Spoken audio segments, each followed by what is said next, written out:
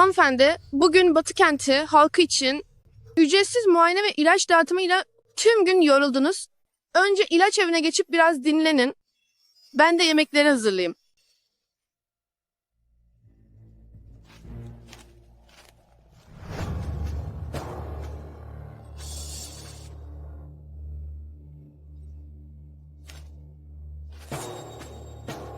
Bu da ne? Dağ başındaki bu kulübede neden leke izleri var?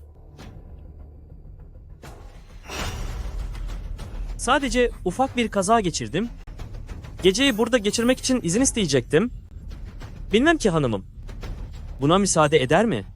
Bu ses Veliaht Prens'e ait. Bugünkü eş seçimi töreninden sonra o benim gelecekteki kocam olacak. Şen kızı çok kibirli ve çıkarcı, davranışları ise çok ölçüsüz, bir daha asla seçmelere katılamayacak. Markiz'in kızı güzelliğiyle ve asil ailesiyle övünüp duruyor. Gerçekten Veliaht Prens'in eşi olma koltuğuna oturabileceğini mi sandı? O, tüm sarayın gözdesi olan asil cariye hanımefendiye benziyor ama bilmiyor ki o cariye, Veliaht Prens'in en nefret ettiği kişidir. 3 yıl önceki eş seçimi töreninde onun tek bir sözü beni tüm başkentin alay konusu yaptı ve bu taşraya sürülmeme neden oldu. O sesi asla unutmayacağım.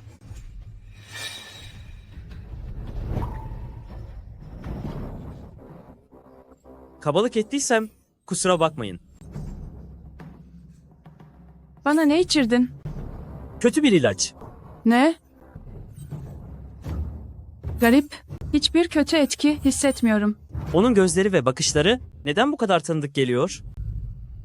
Hanımım, biz daha önce bir yerlerde karşılaşmış mıydık?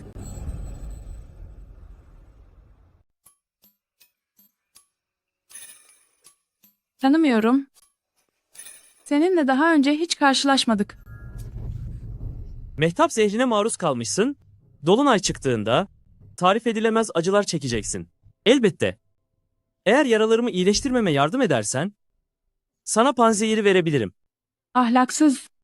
Seni hadsiz adam, hemen bırak onu. Sen bizim hanımefendinin kim olduğunu biliyor musun? Öyle mi?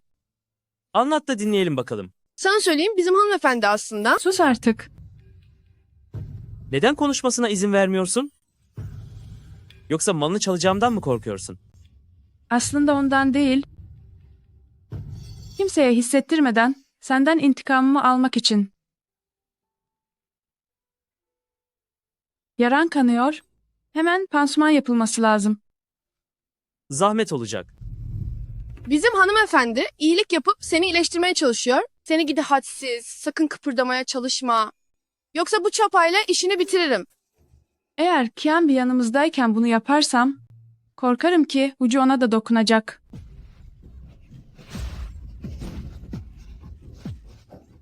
Baba, prensi ayartmaya falan çalışmadım.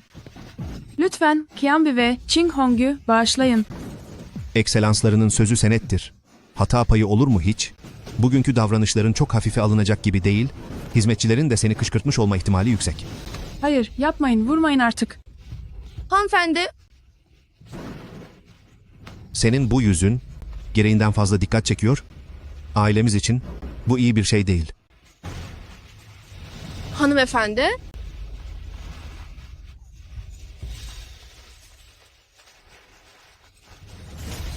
Hatayı ben yaptım baba. Ne olur, onları rahat bırak. Kiambi, git de temiz kıyafetler getir. Emredersiniz. Üzerinde zehir taşıyorsa, panzehir de kesinlikle yanındadır. Eğer onu bir şekilde alt edersem, hem panzehire kolayca ulaşabilirim. Hem de 3 yıl öncesinin intikamını alabilirim.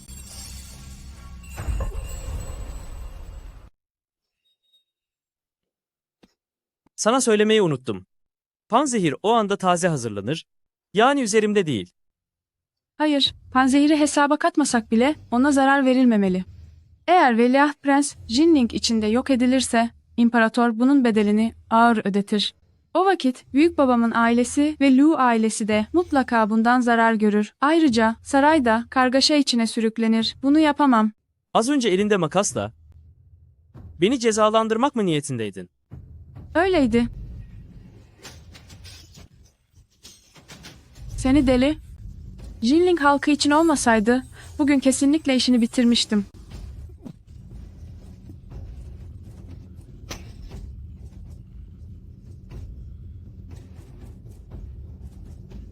Çek ellerini.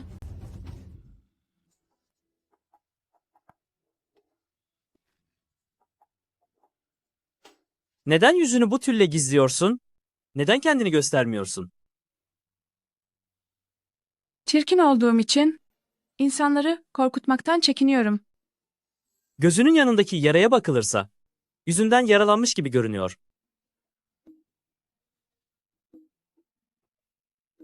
Bugün başım belaya girdi. Üzerimde size verecek hiçbir şeyim yok. Ancak ileride, evime döndüğüm vakit, teşekkür mahiyetinde en iyi ipekleri, özel ilaçları ve şifaları bizzat sunacağım.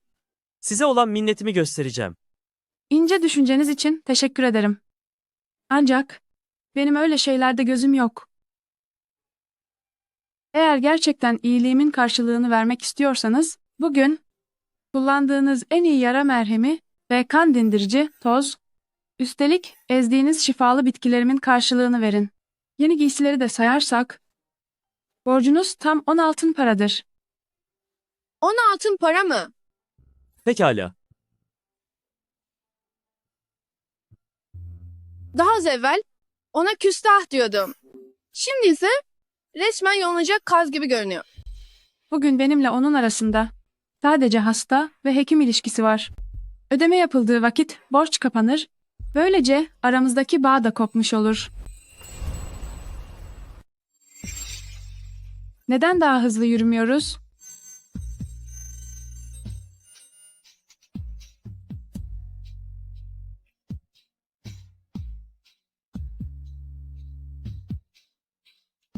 Beni neden çağırdın? Sence neden olabilir? Sadece Jinling şehir dışındaki küçük bir hekimin kızı, onun nesi bu kadar özel? Bu mümkün değil. Eğer özel bir yanından bahsedeceksek, onun paradan başka bir şey düşünmediğini söylemeliyiz. Aradan 3 yıl geçti, belki de artık bir veliaht prenses seçme zamanı gelmiştir. İlaçlar için sana çok teşekkür ederim. Rica ederim. Ne demek? Eskiden sadrazamın takdim ettiği güzeller ya çok hanımefendi ve nazikti ya da cıvıl cıvıl ve hayat doluydu.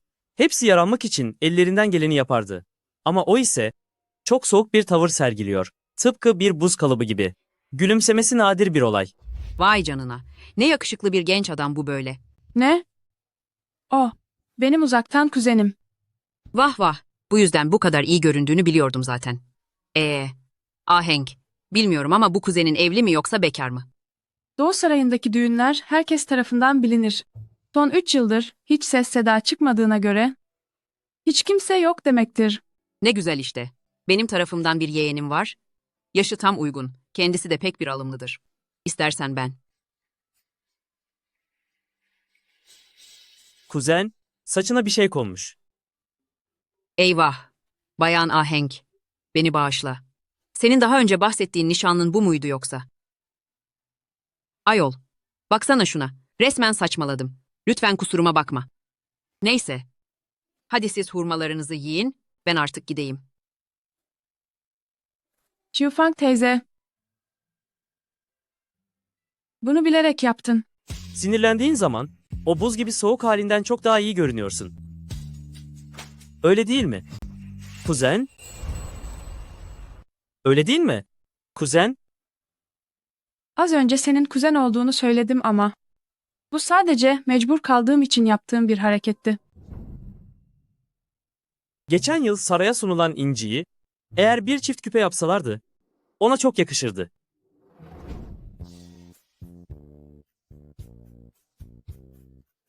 Neyse. O halde beni senin uzaktan kuzenin olarak tanıtsınlar. Şayet şu kadın yeğenini bana tanıtmaya çalışırsa lütfen Ahenk kuzen Benim adıma reddet. Anladım. Xiufang teyzenin yeğeni tatlı bir kız. Onun göz göre göre kendini ateşe atmasına izin veremem. Sonuçta bunun nasıl bir şey olduğunu en iyi ben biliyorum. Tam biraz canlanmıştın. Neden yine duvar örüyorsun?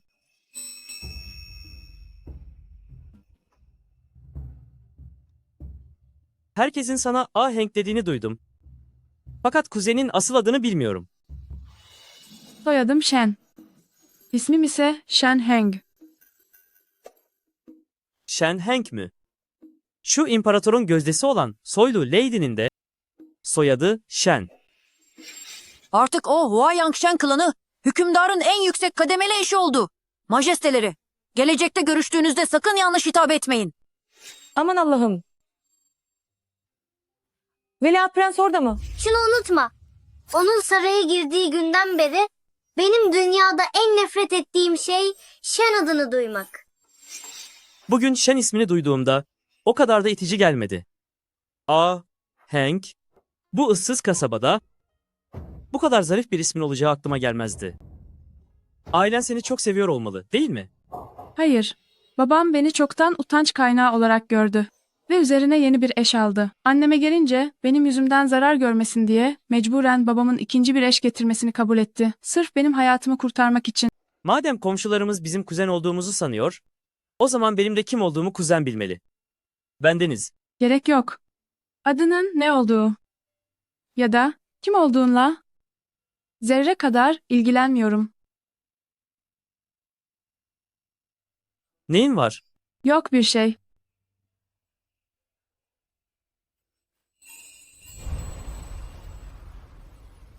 Saklanma.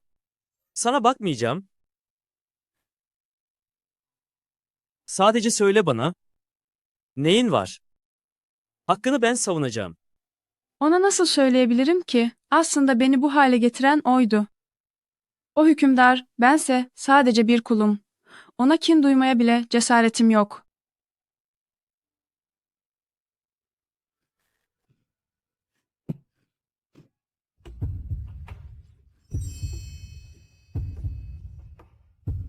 Canımı yakman yetmedi mi?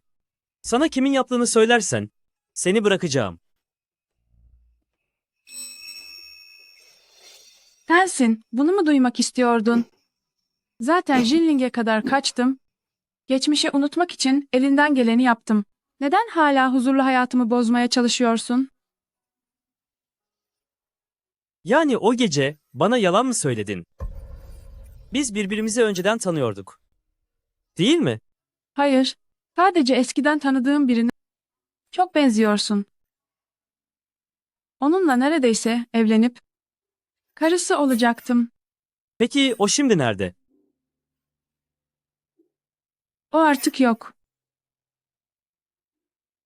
Seni yüzüstü bırakmış olmalı. Öyle sayılmaz. Sadece çocukluktaki tek taraflı bir duyguydu.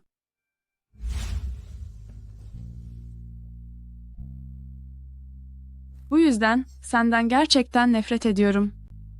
Seni gördüğüm an içimdeki öfkeyi dindiremiyor, kendimi affedemiyor ve her şeyi sorguluyorum. Geceleri gözüme uyku girmiyor. Shen Heng. Kalbinde yer edinen o ölü ben değilim. Nasıl olur da? Beni nasıl olur da o kişiyle bir tutarsın? Majesteleri sanki bana hiç zorbalık etmediniz mi? Ben de iffetli bir genç kadınım. O gece eczahaneye zorla girdiniz, zehirle beni yaralarınızı iyileştirmeye zorladınız ve tüm komşuların yanlış anlamasına sebep oldunuz. Sırf tesadüfen bir hekim olduğum için tüm yaptıklarınız zorbalık sayılmaz mı? O sadece şekerleme tabletleriydi. Zehir değildi. Eğer itibarınızı önemsiyorsanız, hayatınızı kurtarmamın karşılığı benimle evlenmek olmalı. Bendeniz Li Fuyuan, sizinle evlenmek istiyorum. Yıllar önce Soylu Hatun bahsederken duymuştum. Veliaht Prens'in ismi Yangsi ve lakabı Fuyuan'iymiş. Bana yalan söylememiş. O yeşim kolye, imparatorluk soyunun bir sembolü olmalı. Nezaketiniz için teşekkür ederim beyefendi. Fakat zaten bir nişanlım var. Yakında evleneceğiz. Bu yüzden itibarım için herhangi bir sorumluluk almanıza gerek yok. Evleniyor musun? Pekala. O halde içim rahatladı. Az önceki teklifim bir anlık düşüncesizlikti. Lütfen kusura bakmayın. Söylediklerinizi zaten hiç ciddiye almadım. Efendim, bugünkü ilacınız. Size bir tavsiye vereyim beyefendi. Lütfen bundan sonra kimseyle gönül eğlendirmeyin. Bir kadın olarak ben her adımıma dikkat etsem bile yine de eleştiriliyorum. Oysa sizin tek bir sözünüz bir başkasının hayatını tamamen karartabilir.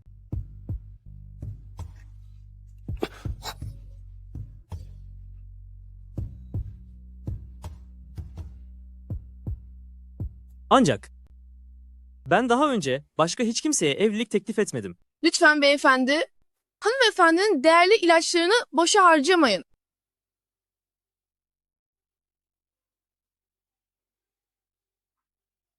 Şekerleme var mı? Yok, kocaman bir adam neden şekerleme ister ki? Çok nazlısınız.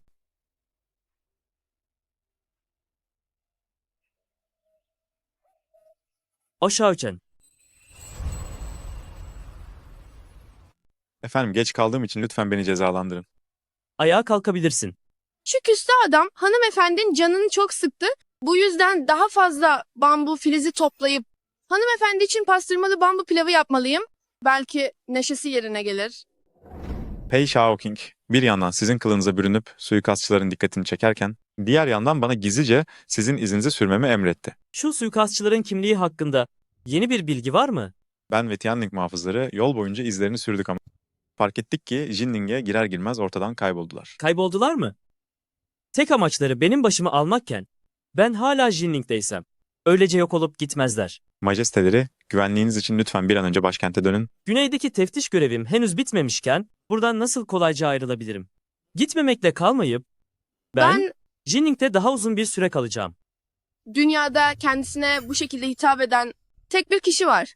O kişi Veliaht Prens, hanımefendiye kötülük eden ta kendisi. Yani Veliaht Prens, Kim var orada? hanımefendi beni affet, görünüşe göre sana pastırmalı bambu pilavını yediremeyeceğim.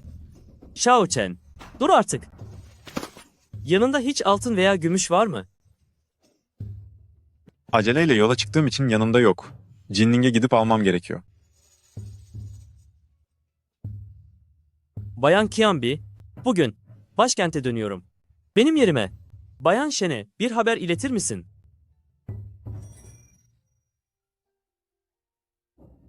Hanımefendi gidiyor muyuz? O adam uğraşabileceğimiz biri değil. Hazır o buradan ayrılıyorken büyük babamın evine gidelim. Hanımefendi, onun Veliaht Prens olduğunu artık biliyorum. O sefil Veliaht Prens ayrıca haber yollayıp hayatını kurtardığınız için borcunu ödeyeceğini söylemiş. Ona hiç güvenmiyorum. Ne derse desin. Başa çıkamıyorsak en azından ondan uzak durabiliriz değil mi? Şu an siz Lu ailesi 2. genç efendiyle evlenmek üzeresiniz. Jinning şehrinde başımıza bir iş açmaz mı dersiniz? Hayır, yapamaz. Muhtemelen bugünden sonra onunla yollarımız bir daha asla kesişmeyecek.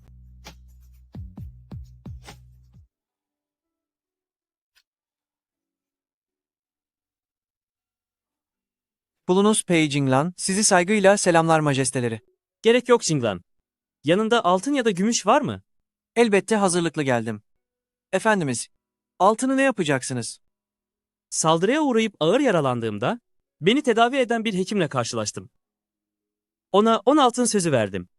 Hakkıdır, sizi kurtararak. Aslında tüm imparatorluğun geleceğini kurtarmış oldu. Karşılığını fazlasıyla almalı. Fakat hala yaralarınız varken müsaade edin sizin yerinize ben gideyim. Senin gitmene ne gerek var? Shao Chen, bunları süslü bir kutuya koy ve Shaoxing köyün kliniğine götür. Emredersiniz. Bekle. Bunu da yanına al, bizzat Bayan Shen'e teslim et. Genç bir hanım mı? Majestelerini kurtaran hekim bir kadın mıymış? Üstelik soyadı Shen mi? Ne o? Yoksa Pei Shaoqing da o sığ düşünceli insanlar gibi kadınların hekimlik yapmasını doğru bulmuyor mu?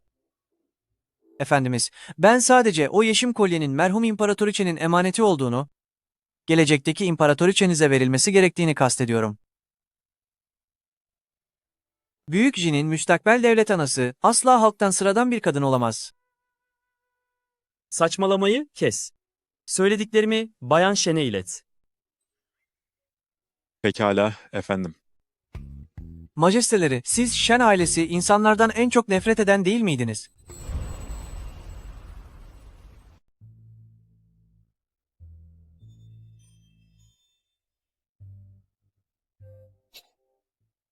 Ne yapmaya çalışıyorsun? Majesteleri dediler ki bu 10 altın sizin tedavi masrafınız içindir. Yeşim kolye ise bir teminattır. Eğer ileride bir zorlukla karşılaşırsanız bunu kullanarak majestelerinden bir dilekte bulunabilirsiniz. Majesteleri her şeyi yerine getireceğine dair söz verdi.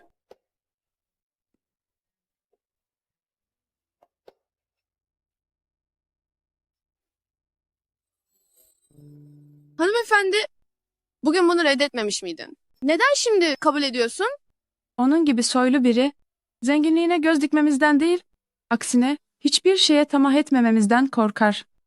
Madem 2 kez gönderdi, bunu kabul etmek, minnet borcunu ödemek sayılır, böylece birbirimize borcumuz kalmaz. Peki. Umarım bu ömrümüzde ona ihtiyacımız olan bir an gelmez. Majestelerine bildirimdir emanetleri. Bayan Shen'e teslim ettim. Bayan Shen hediyeleri kabul etti. Güzel. Peki, sana iletmem için herhangi bir söz söyledi mi? Efendim, kendisinin diyecek bir şeyi yoktu. Hiç mi? Veliaht prens olduğumu öğrendiği halde şaşırmadı mı yani? Ya da daha fazla ödeme talep etmediği için hiç pişmanlık duymadı mı? Nasıl olur? Senden gerçekten nefret ediyorum. Seni gördüğüm her an, içimdeki o kin ve hırs artıyor. Bu adaletsizlik yüzünden, geceleri gözüme uyku girmiyor. Benden o kadar çok nefret ediyor ki, veliaht prens olduğumu öğrendiğinde bile hiç istifini bozmadı mı? Yoksa makamım onun nefretini daha da mı körükledi?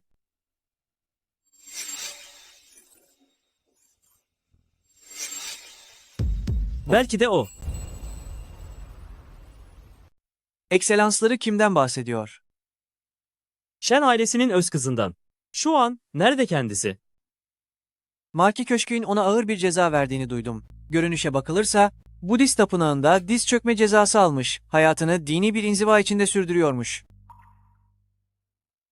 Görünüşe göre fazla kuruntu yapmışım. Bakışları ve tavırları. Shen ailesinden tamamen farklı. Ekselansları eğer Bayan Shen Hanım'dan hoşlanıyorsanız, neden sizinle başkente gelmesine izin vermiyorsunuz? Ben ne zaman ondan hoşlandığımı söyledim. Ayrıca o zaten nişanlı, birkaç gün içinde yakında evlenmiş olacak. Neyse ki aklını tamamen kaçırmamış. Jinling valisi Lu Jingyao, ekselanslarının gelişi onuruna bir ziyafet vermek istiyor. Lütfedip katılır mısınız efendim? Gitmeyeceğim. Hiç havamda değilim. Hayır. Yine de gitmem gerek. Fakat ziyafete Doğu Sarayı danışmanı kimliğiyle katılacağım. Sana zahmet olacak Jinglan, birkaç gün daha Howard'a veliaht prens rolünü oyna. Emredersiniz. Bu Jinling şehri dışarıdan görkemli duruyor ama içinde suikastçılar saklıyor. Şu valiyle gidip bir görüşeceğim. Lu Jingyao mi? Lu Jingyao, 7 yıldır Jinling valisi olarak görev yapıyor. Herkes onun nehir yollarını yönetmesini, barajları onarmasını, halkın haklarını savunmasını takdir ediyor. Gerçekten nadir bulunan iyi bir memur olduğu söyleniyor. Hiç sanmıyorum. İkinci yenge. Bugün taktığın küpeleri yoksa abim kendi elleriyle mi yaptı? Ruwei, lütfen benimle dalga geçme. Dalga mı geçiyorum? Ayrıca seninle abim yakında evleneceksiniz. Eninde sonunda sana ikinci yenge diyeceğim zaten. Yoksa evlenmekten vaz mı geçtin? Geldik. Abi, ikinci yenge. Siz çay içip müzik dinleyin. Benim dışarı çıkıp misafirlerle ilgilenmem gerek. Pekala. O silüet neden Veliaht Prens'e benziyor? Majesteleri, güneye yaptığınız bu ilk ziyarette herhangi bir şeye ihtiyacınız olursa sadece Ruve'ye emretmeniz yeterlidir. Anlıyorum. Kim bu arpı çalan? O sadece bir danışman. Majestelerinden önce konuşmaya nasıl cüret eder? Majesteleri, şu ilerisi bizim ikinci abiminin Lu Tingyao avlusudur. Bu melodiyi şüphesiz ikinci abim çalıyor. Neden yemekte ikinci genç efendiyi görmedim? İkinci abim her zaman zayıf bir bünyeye sahipti. Bu yüzden büyükleri yorulmasın diye onun rüzgar ve ker pavyonu kalmasına müsaade etti. İkinci genç efendi çok bitkin ve hasta olduğundan misafir kabul edecek gücü yok. Yine de avlusunda güzellerle buluşabiliyor. Bu yüksek duvarların ardında rüzgar ve kar pavyonu içerisinde bir güzelin olduğunu nereden biliyorsun? Anka kuşunun aşk şarkısı eşsiz bir bestedir. Genellikle aşkı ilan etmek ve derin duyguları ifade etmek için çalınır. Bu dokunaklı tınılar flüt sesiyle öyle bir uyum içinde ki duyar duymaz bir güzelin çaldığını anlayabilirsiniz. Majestelerinin Lizu'den hoşlanmadığını duymuştum. Keyfiniz kaçmasın diye görüşmelerine izin vermemeliyiz. Majesteleri, kaligrafi ve resimden hoşlandığınızı biliyorum. Babamın koleksiyonunda pek çok nadide parça var. Majesteleri, onları görmek ister misiniz? Olabilir.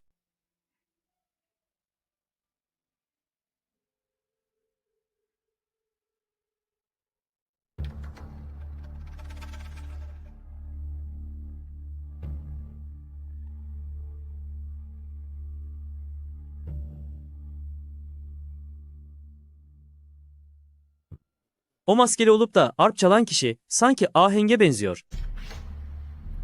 Lizu'nun ustalığını çok önceden beri duyardım. Bugün ise buna ilk kez şahit oluyorum.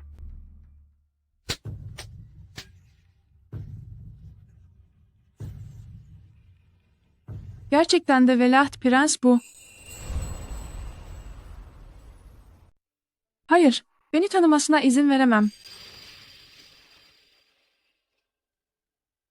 Ayao, hediye ettiğiniz bu arp için teşekkür ederim. Ancak pek iyi hissetmiyorum. Bu yüzden odama döneceğim. Yüzün pek iyi görünmüyor. Dinlenirken sana eşlik edeyim.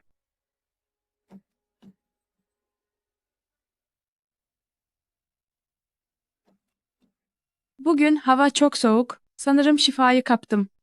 Dayan lütfen. Seni odana kadar götüreyim. Ve iyileşmen için sana akupunktur yapayım.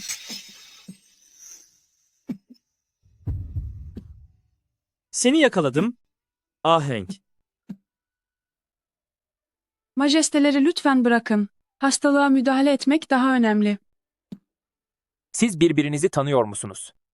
Nişanlın dediğin kişi bu mu? Gerçekten de çok zayıf ve hastalıklı görünüyor. Sana Lizu mi dedi? Shen Heng değil mi yani?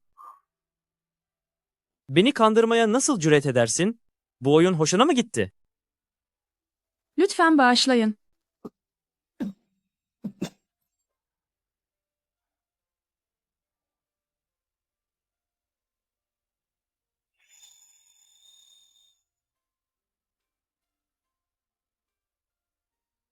Beni önce sen kandırdın. Bu iş burada bitmedi.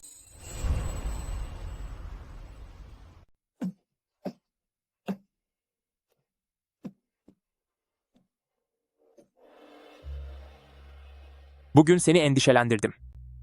Akupunktur soğuğu atmak için geçici bir yöntem. Asıl önemli olan ilaçlarını zamanında içmen ve sıcak kalmaya dikkat etmen. Küpenin biri neden eksik?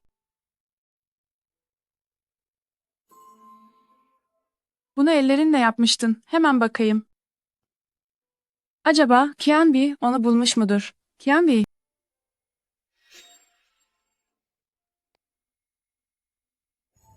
Ahenk. Ben ve yardımcın. Tianjin terası konumunda birlikte bekliyoruz.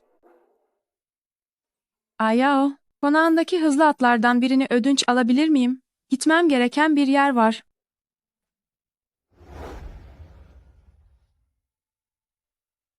Majesteleri merhum kraliçe dışında hiç kimsenin resmini yapmamıştı.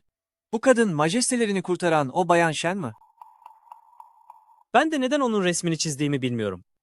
Muhtemelen hayali zihnimden hiç gitmiyor. Resimdeki bu kişiyi bir yerden tanıyor gibiyim. Normalde zihnimi bu kadar bulandıran birine hesap sormam gerekirdi. Ancak beni kurtardığı için iyiliğine karşı kötülük yapamam. Majesteleri belki de kalbiniz ondan etkilenmiştir. Majesteleri 2. Genç Efendi Louis'in durumunu adamlarım tam olarak araştırdı. Anlat. 2. Genç Efendi Louis küçüklüğünden beri çok hasta, yüksek mevkili bir rahip tarafından. 20 yaşına kadar yaşamayacağı söylenmiş. Her zaman umutsuzmuş. İlaç kullanmayı reddetmiş. Fakat 2 yıl önce aktif olarak tedaviye başlamış. Söylentiye göre her şey bir kişi içinmiş. Kim için? Jinlingli tüccar Qi ailesinin torunu, yani sizi kurtaran o kadın Bayan Aheng, Ahenk mı? Belki de bana yalan bir isim vermiştir.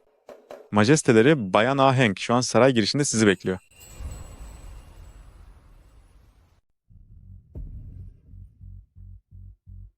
Seni bekliyordum.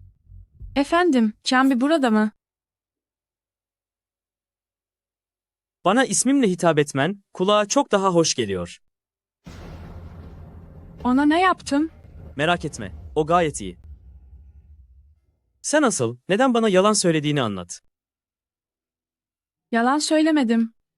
Öyle mi? O halde hizmetçine karşılık ne teklif edeceksin? Ekselansları, adamlarına birini zorla alıkoydurtup sonra da benden açıklama bekliyorsunuz. Bu dünyada bedavadan kazanılan böyle karlı bir ticaret yok. Küpelerin nerede? Geri ver bana. Normalde takıları sevmezsin ama sadece nişanlının hediyelerini takarsın. Öyle değil mi? Senin olduğunu sanıp yanımda taşımaya karar vermiştim. Seni gidi. Ahenk onu almak için aşağı mı atlayacak? Bu gölet pek de küçük sayılmaz. Muhtemelen aramaya kalksan 3 gün 3 gece geçse de bulamazsın. Ama hizmetçin 3 gün boyunca aç kalırsa hayatını kaybedebilir. Ne istiyorsun benden? Bu gece bana eşlik et, hizmetçini o zaman serbest bırakırım.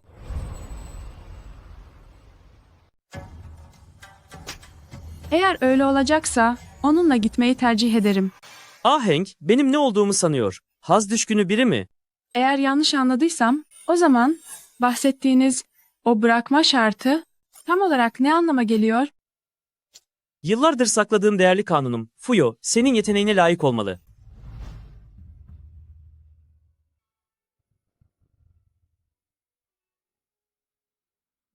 Ekselansları ne dinlemek ister? Şu, Lu Köşkü mekanında çaldığını çal.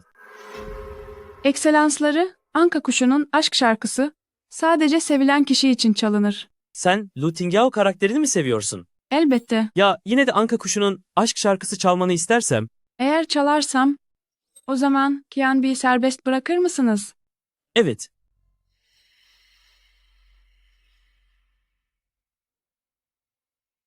Tianjin terası mevkisine at sürerek geldin, Evet. yaralanmışsın, hala ne diye kanun çalıyorsun? Shao Chen, Emredersiniz.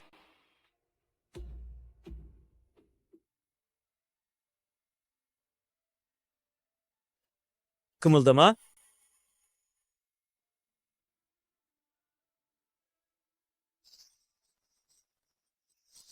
O gece ecza odasında Ahenk de benim yaralarımı sarmıştı. Sadece bir hekimin göreviydi. Ne yapıyorsun? Ekselansları dediği gibi, beste bitince kişiyi bırakacak, size borçlu kalmak istemem.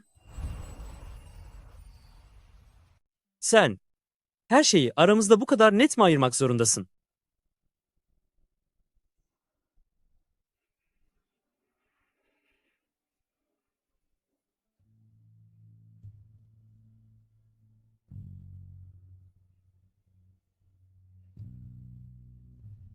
O. Lizu. Ahenk. Eğer saraya girmemiş olsaydın kesinlikle malikanene gelip seninle evlenmek isterdim. Ne yazık ki ikimizin kaderi zaten çoktan yazılmış. Lizu'nun Jinling'de olduğunu zaten biliyordum ama Lu ailesi 2. Genç Efendi ile nişanlanacağını, hatta Prens'le tanışacağını hiç düşünmemiştim. Prensin söylediklerine bakılırsa, Li Zuyin aslında 3 yıl önce bizzat azarladığı Shen ailesi hanesinin kızı olduğunu bilmiyor. Böylesi daha iyi. Aralarında artık bir bağ olmamalı. Efendimiz, hava artık karardı. Xianbi ile birlikte ayrılabilir miyim? O seni koridorda bekliyor. Şu ilaç kutusu sarayın özel merhemidir. Ellerinde iz kalmamasını sağlar. Al onu.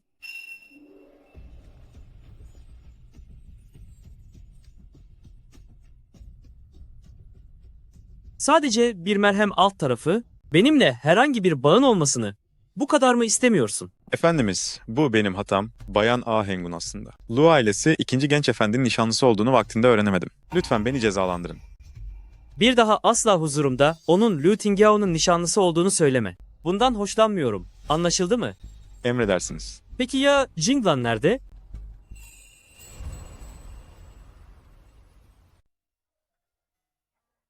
Hanımım, bugün her şey benim yüzümden oldu. Sizi de zor durumda bıraktım. Tamam artık. Bana bir şey yapmadı. Eğer ortada bir suç varsa, asıl seni bu işe karıştıran benim. Li Zu, Pei Shaoqing, nasıl olur da küçüklüğümüzden beri birlikte büyürken paylaştığımız dostluk bu kadar yabancılaşır? ağabey, Jinglan, beni neden çağırdın? Önemli bir şey mi var? Yüzün. Gençliğimdeki toyluğumun ödediği bedel bu. Biliyorsun. 3 yıl önce, şayet sana daha önce anlatsaydım, saray hanımefendisi ile prens arasındaki husumeti, belki de bunlar hiç olmazdı. O yıl fermanla saraya alınmıştım. Kaçışım yoktu. O zamanlar ne kadar saf ve aptalmışım. Sadece hangi renk elbiselerin moda olduğunu, hangi dükkanın makyaj malzemesinin güzel olduğunu biliyordum. Bu yüzden başkalarının elinde bir piyon haline geldim. Duyduğuma göre ikinci genç efendi Lu sana iyi davranıyormuş. Geçmişimi umursamıyor, bana çok iyi davranıyor. Öyleyse bir an önce evlenin, işleri çok uzatırsan, korkarım istediğin gibi olmayacak. Demek istediğin, o benim evliliğimi engelleyecek mi? Yağmur bastıracak, artık evine dönsen iyi olur.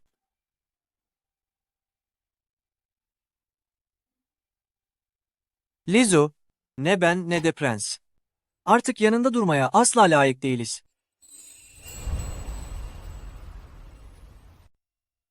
Lu ailesi evlenmek için resmi teklifi yaptı. Seninle ikinci genç efendi Lu'in düğün tarihini görüşüyorlar. Ahenk, her şeyi büyükannemin isteğine göre yapacağım. Başkentte büyüdün, her türlü lüksü gördün. Ama büyük acılar da çektin. Şimdi iyi bir adamla evlendiğin için büyükannen senin adına çok mutlu. Bugün sana çeyiz olarak birkaç dükkan, arazi tapuları ve 100.000 dolar değerinde para veriyorum. Bunlar senin hakkın.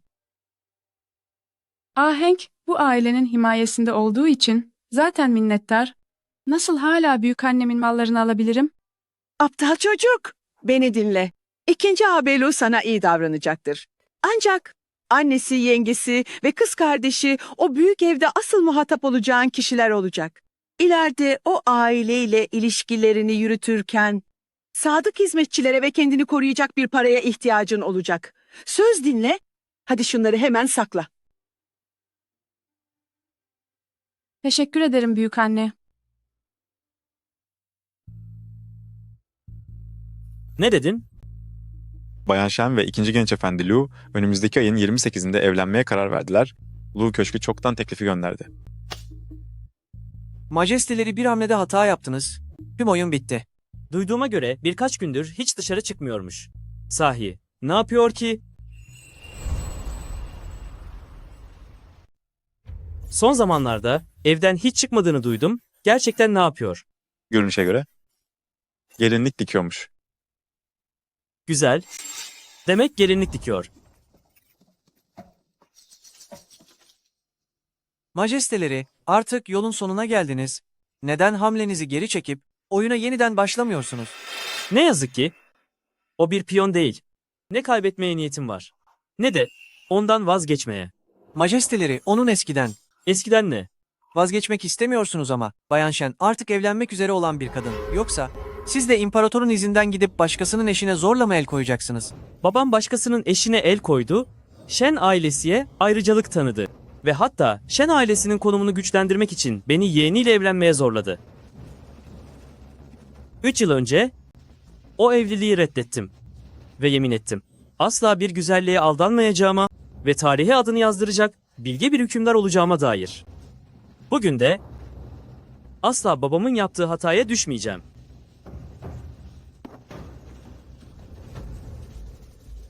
Çok bilgesiniz efendim. Hükümdar hakkında ileri geri konuşup haddimi aştığım için gidip cezamı çekeceğim. Jinglan her zaman çok temkinli biri olmuştur. Bugün neden böyle kararsız ama sert bir dille konuştu? Xiaojen, birilerini gönderip Shen Lizu'nun ailesini araştır. Ne kadar detaylı olursa o kadar iyi.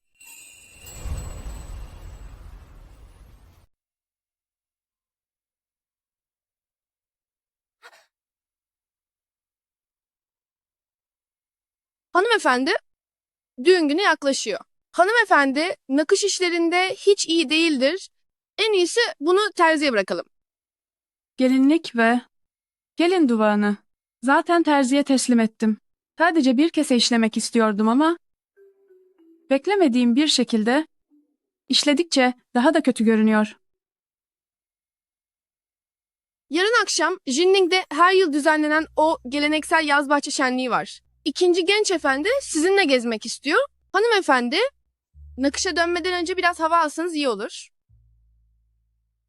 Pekala.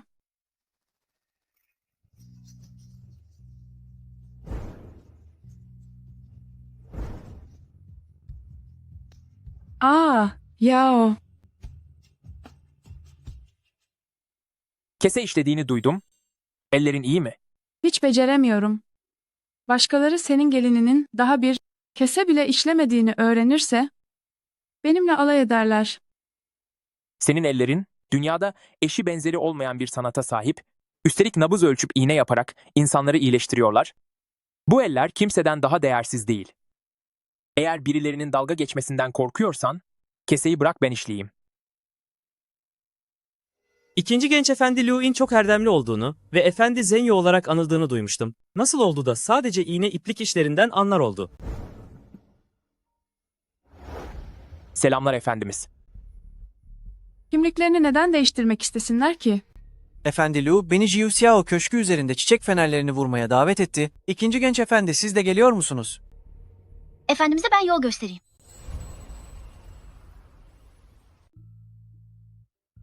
Bu gece sanki özel olarak süslenmiş ama benim için değil. Ekselanslarının yanındaki şu soğuk tavırlı danışman neden sürekli şen yüzüğe bakıp duruyor?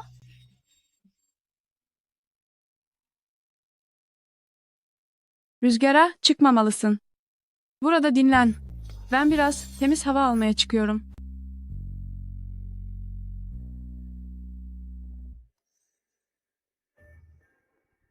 Rutin Yao senin için hiç uygun biri değil. O uygun değilse siz mi uygunsunuz yani? Şansını ahenkle deneyebilirsin. Gerek yok. Benim aradığım saf ve nazik bir beyefendi. Duygusuz ve soğuk. Bir hükümdar değil. Majesteleri, bu gece ilk feneri kendi ellerinizle yakmanız Jinling halkı için en büyük onurdur.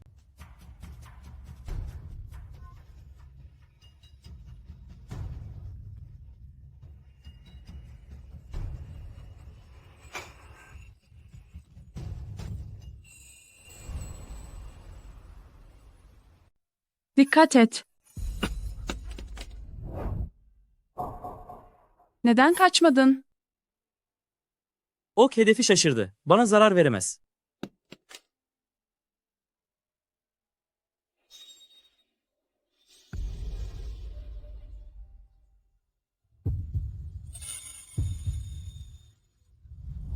Lizu, iyi misin? İyiyim. Jinling şehri her zaman huzurlu bir yerdi. Burada nasıl suikastçılar olabilir? Ekselansları, suikastçının izi Kökiya Oksiyan civarında kayboldu. Baba, prens olan asıl o. Lütfen bağışlayın. Efendim, başkente hiç gitmemiştim. Bir anlık hata yapıp bir başkasını sandım. Önemli değil. Yol boyunca saldırılara uğradığım için Pei Shaoking yerime geçmek üzere görevlendirilmişti. Ekselansları, Queqiaoxian, Jinling'in en meşhur eğlence mekanıdır. Orası çok kalabalık ve tekinsizdir. Suikastçılar bir kez içeri sızdığında onları bulmak imkansızlaşır. Shao Chen yavaşça araştırmaya devam etsin. Fener Festivali bu gece mutlaka yapılmalı.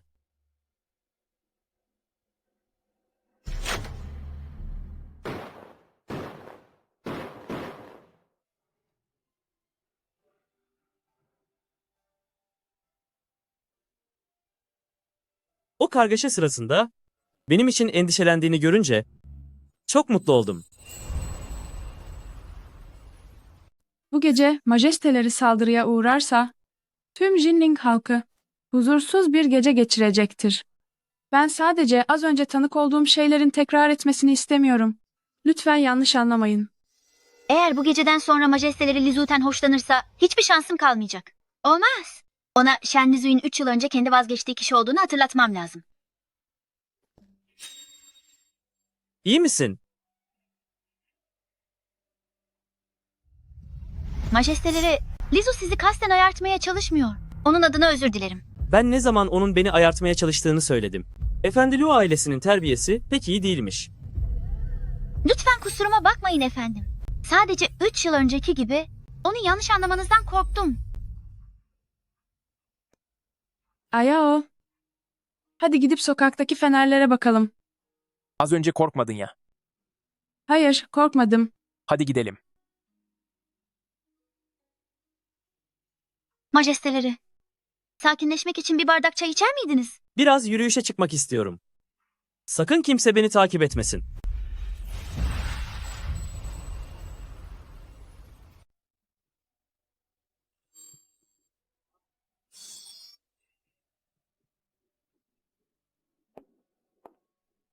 Dilerim ki Yao çok uzun, sağlıklı bir ömür sürer. Dilerim ikimiz bir ömür boyu el ele, asla ayrılmadan yaşarız. Aheng, Lu Tingyao ile birlikte olmak seni bu kadar mı mutlu ediyor?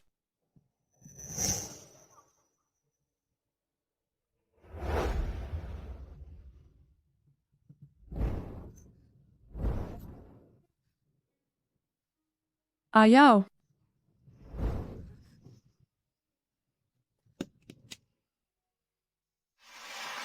Ne yapıyorsun? Neden benden hep kaçıyorsun? Ekselansları, ben nişanlandım. Benden uzak durmalısınız. Neden bir kez olsun bana da Lu Tingyao'ya gülümsediğin gibi içtenlikle gülümsemiyorsun? Sen aklını mı kaçırdın? Evet, aklımı kaçırdım. Sizi her gördüğümde Lu Tingyao'nun bir an önce yok olmasını istiyorum. Ayao'ya bedel ödetmene izin vermeyeceğim.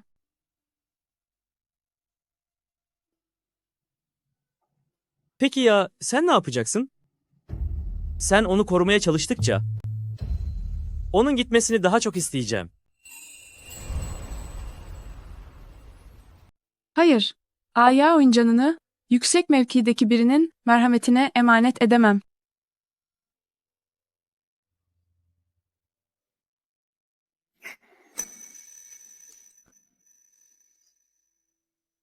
Ekselansları, sizden Ayao yüzünden mi kaçtığımı sanıyorsunuz? Öyle değil mi? Yanılıyorsunuz efendim. Sizden kaçmamın sebebi, sizden nefret ediyor olmam. Benden nefret mi ediyorsun? Neden? 3 yıl oldu. Ekselansları beni çoktan tamamen unutmuş olmalı.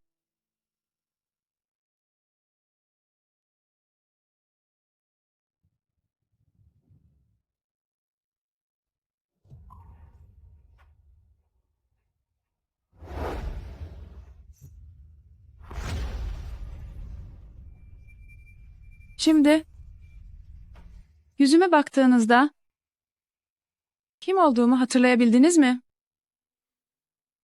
Shen Meiwu. Hayır. Asil hanımefendiye benziyorsun ama o değilsin.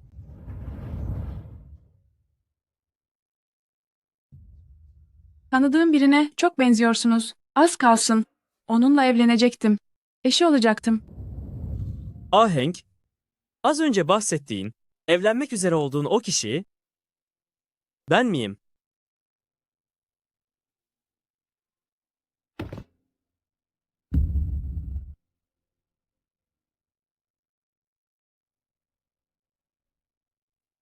Yongan Marki, Konay'ın öz kızı.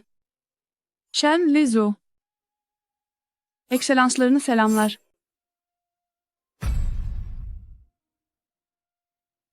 Asil hanımefendinin ailesinden. Demek sendin. 3 yıl önce ekselansları seçilmeye uygun olmadığımı söylemişti.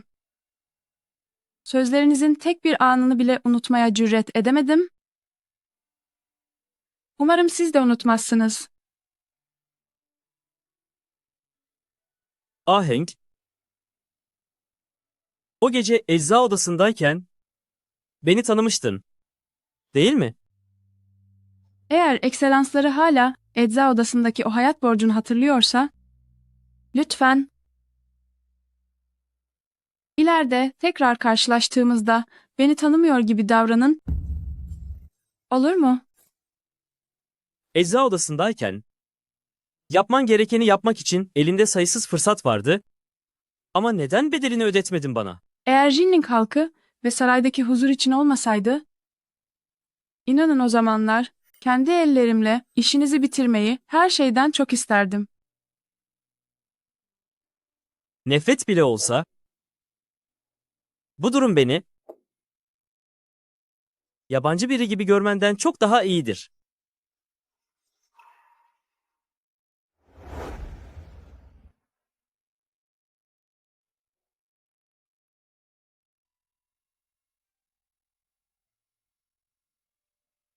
Yao, beni geri götür. Tamam. Burada beni bekle, asla arkana bakma.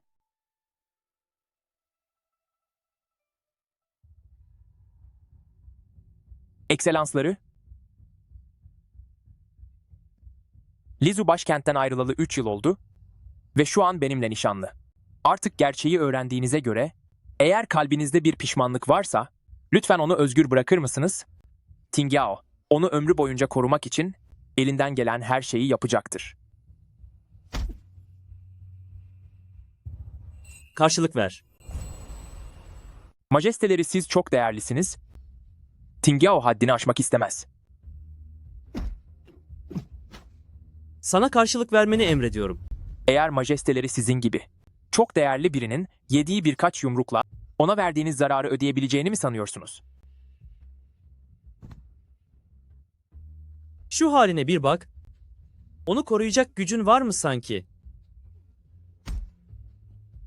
Eğer onu 3 yıl önce tanısaydım, o zaman harekete geçerdim. Kılıcını kınına koy. Majesteleri, artık onun yanında durmaya hakkınız kalmadı. Lütfen onu serbest bırakın. Hatalı olan bendim. Yao.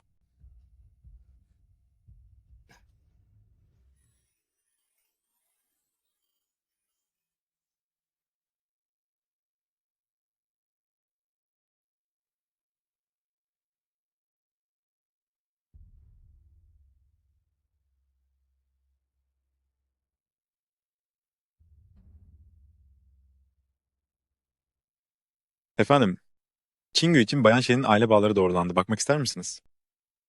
Baksam da bakmasam da ne değişecek ki? Dur. Bana ver de bir bakayım.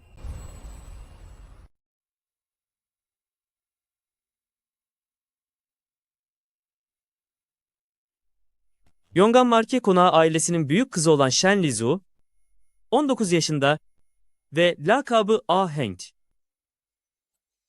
Beni kandırmamış, Ahenk gerçekten de onun lakabıymış. Eskiden Pei Jinse ile birlikte Bayan Linglong'dan ders alırmış. Biri kanun çalmayı, diğeri ise dans etmeyi öğrenmiş. Onlara her yerde başkentin çifte güzeli derlermiş.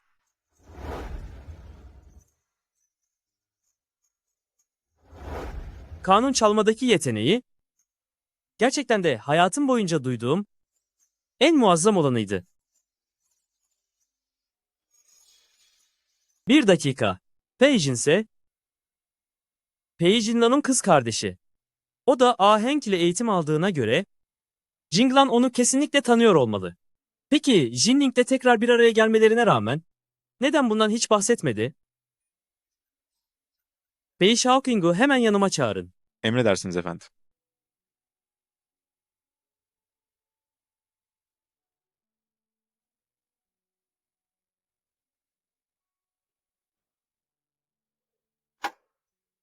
Shen, Lizu gençliğinde gösterişli kıyafetleri, altın takıları severdi.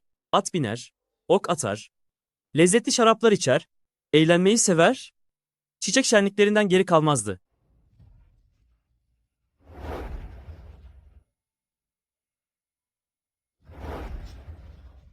Oysa benim tanıdığım haliyle o, her zaman en sade ve renksiz kıyafetleri giyiyor. Artık ne yüzü gülüyor, ne de eğlencenin tadını çıkarıyor. Pingjing hükümdarlığının 28. yılında Shen Lizu, Veliaht Prens'in eş seçim töreninde azarlanmış. Yağmurun altında diz çökme cezası almış, yüzündeki güzelliği feda etmiş, hizmetçileri kurban verilmiş. Bir yıl boyunca bir tapınakta hapsedilmiş. Durumu en kritik haline aldığında ise güneydeki anneannesinin evine gönderilmiş. Benden nefret etmene şaşmamalı. Ahenk. Yıllar önce tek bir sözümle karakterinin tamamen değişmesine ve çok acı çekmene sebep oldum.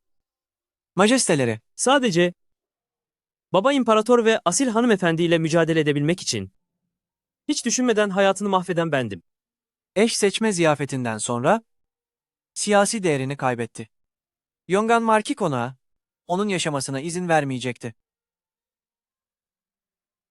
Onun kim olduğunu zaten biliyordun. Değil mi? Evet, Neden bana daha önce söylemedin? sadece eski yaralarını deşmek istemediğini ve majesteleriyle bir daha asla bağ kurmak istemediğini düşündüm. Yağmur yarım aydır yağıyor. Neden hala durmadı? Hanımefendi, bakın Lu ailesinin ikinci oğlu. Size ne göndermiş?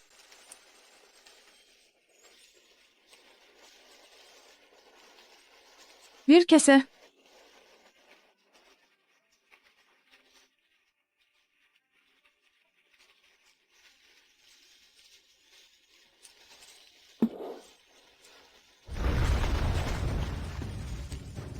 Bu ses ne?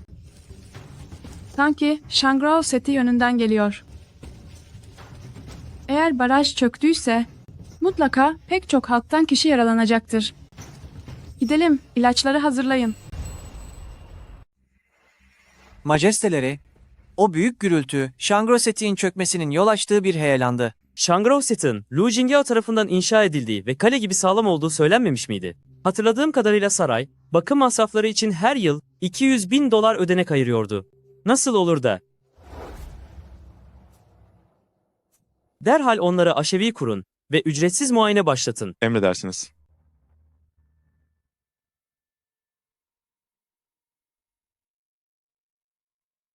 Shen Lizu. Burada her an yeni bir heyelan olabilir. Neden buraya koştun? Çok teşekkür ederim abla, çok teşekkürler. Diğer hekimlerin hepsi eylenden korkup gelmedi. Sadece siz gelmek istediniz. Önce anneni eve götür. Sizi selamlarım, majesteleri.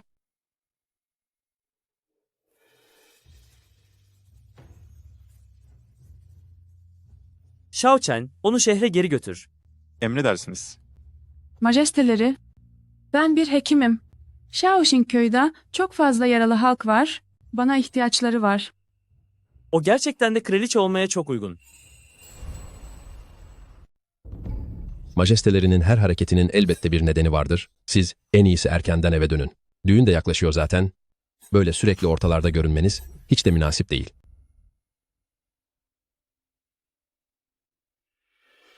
Boş ver. Kalmak istiyorsa kalsın. Pekala. Belki de gerçekten iyi bir hükümdar olacak. Majesteleri, Tam 3 saattir mola vermeden çalışıyorsunuz. Lütfen artık biraz bir şeyler yiyin. O nerede?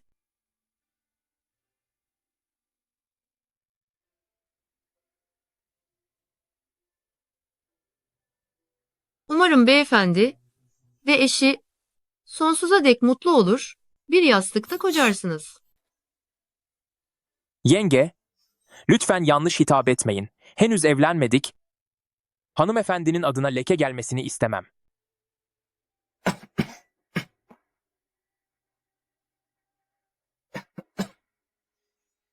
Yemekleri teslim ettim. Dağların havası çok sert olur. Sen de artık dönsen iyi olur. O kadar içten bir gülüşü bana hiç göstermedi.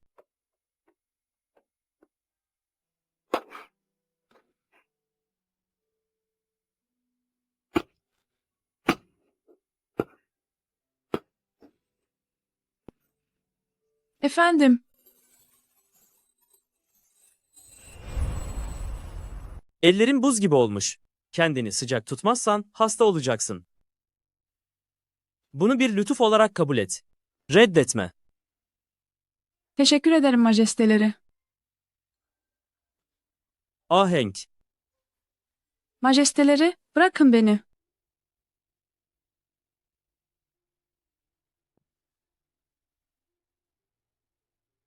Yine de ateşi çıktı. Shao Chen. Gerek yok. Bana öfkelenip kendi sağlığını tehlikeye atma. Artık ilaç kalmadı. Boşuna gelmesine ne gerek var? Dayanırsam geçer. Ne yapıyorsun? Giysilerin sırılsıklam olmuş, ateşin de var.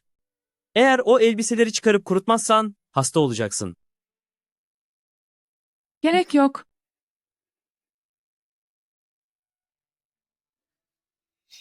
Lütfen beni zorlamayın efendimiz.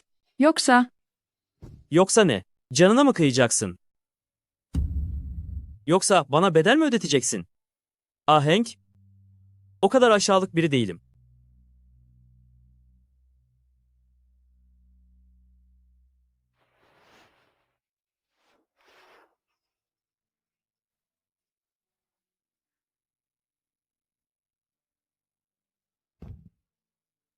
Üstünü değiştir. Asla bakmayacağım.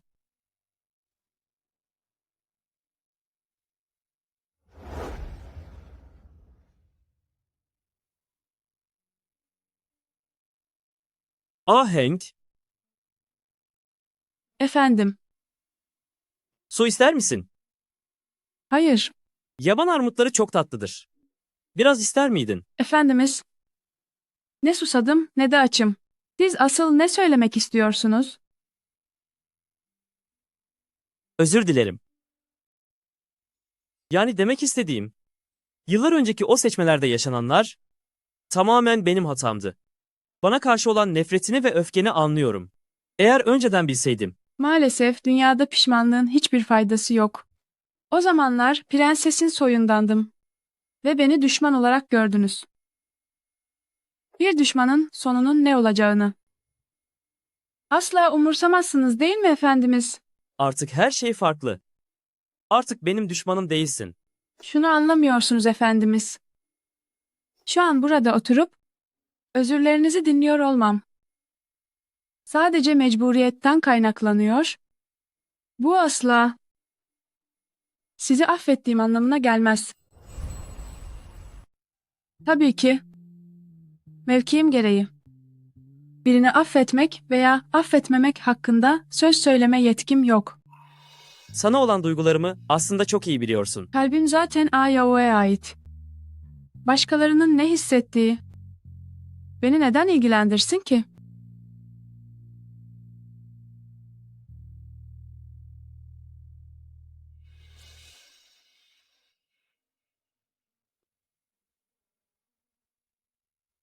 Kıyafetler kurumuş. Üzerini değiştirdikten sonra biraz dinlen.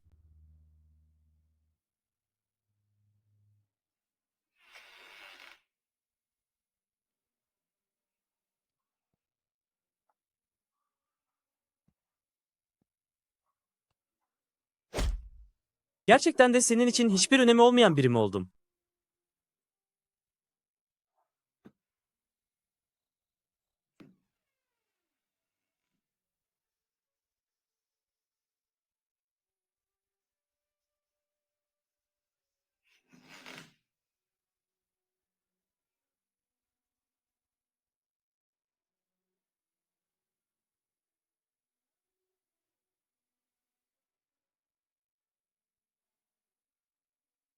Hank. O gün bu ilacı almanı söylemiştim ama sen almadın. Ben de o günden beri yanımda taşıyorum. Biliyorum. Kalbindeki yaraları asla silemem. Öyleyse en azından müsaade et de yüzündeki bu izleri sileyim. Geriye kalan ne varsa zamanı gelince hepsini düzelteceğim.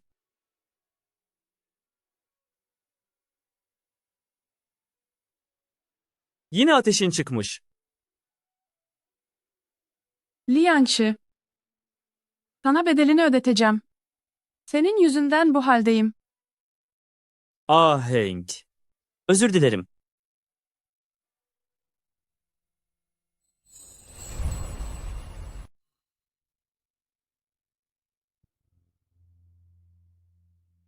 Li Yangshi, yalvarırım, beni serbest bırak. Pekala. Hank. Sana söz veriyorum. Evlenmek istiyorsan, evlen öyleyse.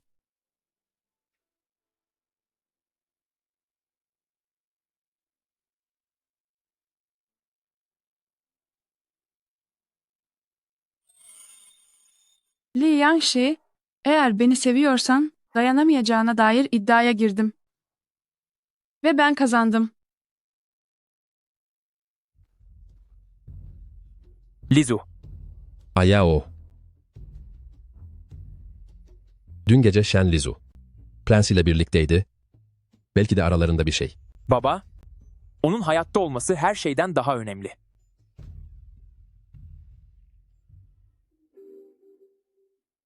Ayao, Lizu, iyi misin?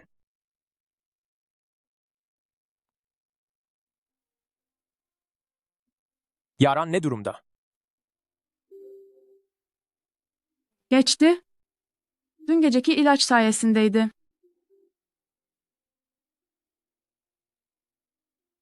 Lizu, bundan sonra peçeni gönül rahatlığıyla çıkarabilirsin. Majesteleri. Bu küçük oğlum Ayao. Her zaman hastalıklıydı. Buraya gelme cüretinde bulundu. Çünkü nişanlısının majesteleriyle birlikte mahsur kaldığını duydu. Doğrusu biraz endişelendi. Ne yani? Efendi Lu gerçekten de nişanlısına zarar vereceğimi mi düşünüyor? Haddim değil. Oğlumun kesinlikle böyle bir niyeti yoktu. Hem gelinim çok sıradan biridir. Sizin gibi bir asilin dikkatini nasıl çekebilir ki? Efendi Lu bu sıradan biri ifadesi hiç uygun değil. Bayan Shen, iyileştirme konusunda mucizeler yaratıyor ve insanlara yardım etme isteğiyle dolu. Başkentin tüm asil kızlarından kat be kat daha üstün. Övgüleriniz için teşekkürler efendim. Ayao yakında evleniyor.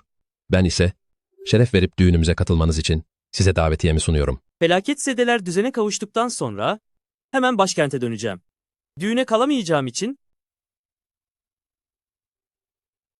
söyleyin Zhu Xian emirlerimi beklesin. Emredersiniz. Baraj yıkıldığında tüm ailemden sadece ben sağ kurtuldum.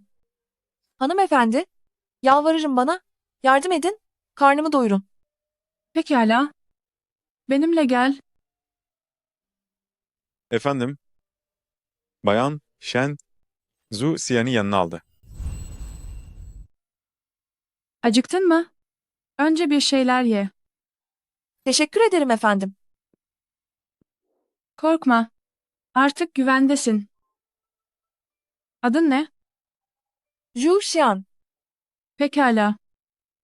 Bugünden itibaren hizmetçim olmanı rica edeceğim.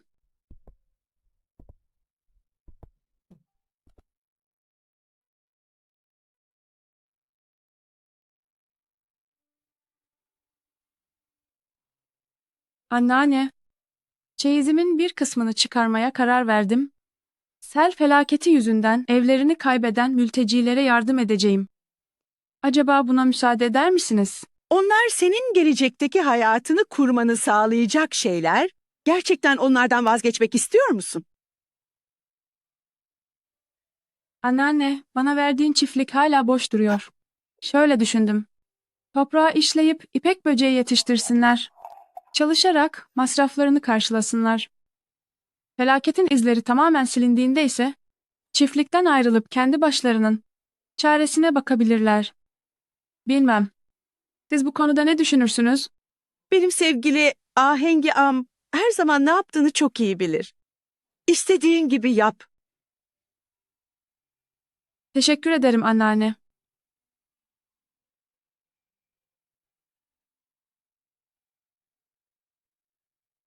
Böylesine asil bir ruhun gelecekte saray duvarları ardına hapsolacak olması ona gerçekten yazık edecek. Ne yazık ki o veliaht prens insan sarrafı değil. Afetin ardından mutlaka salgın gelecektir.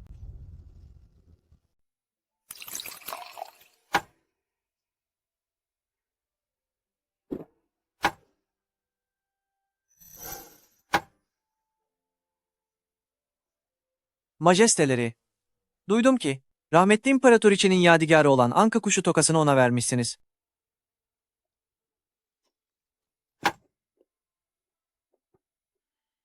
Tam da bu sırada nikah törenleri bitmek üzere olmalı, değil mi? Evet. Buraya size bir şeyi hatırlatmak için geldim. Bu gece geçtikten sonra, yarın sabah, başkente doğru yola çıkmalıyız.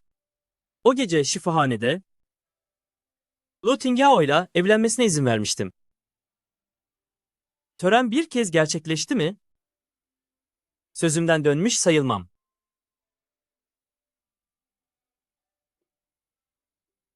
Gitmeden önce onu son bir kez görmeme izin ver. Sadece bir kez.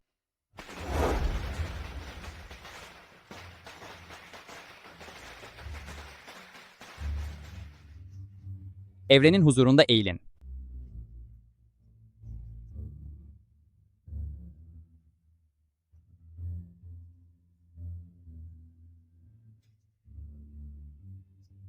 Keşke ben de giyebilseydim.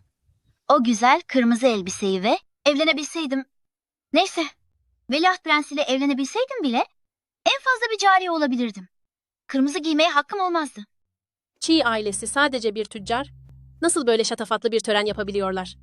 Yenge, sen de biliyorsun ki ikinci yenge her ne kadar büyük babasının evinden gelin çıksa da asıl ailesi başkentteki meşhur Yongan Marki konağıdır. Aman, ne markiz kızıymış ama bilmeyen mi var? Veliaht Prens tarafından terk edildiğini. Tören tamamlanmıştır. Gelin ve damat odaya.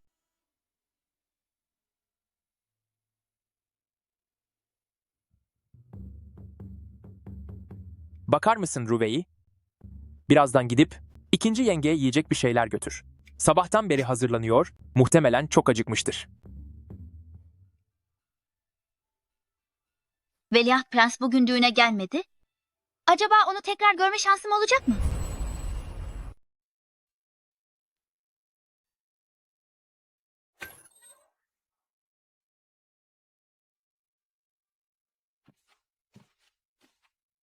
Ne kadar da yoğun bir alkol kokusu. Ayao, içki mi içtin? Kırmızı giysiler içinde gerçekten çok güzel görünüyor. O gece şifalı bitki kulübesinde bir anlık merhametime yenilip evlenmesine izin vermemeliydim. Sen? Yüzümdeki duvağı açmaya hazırlanmıyor musun?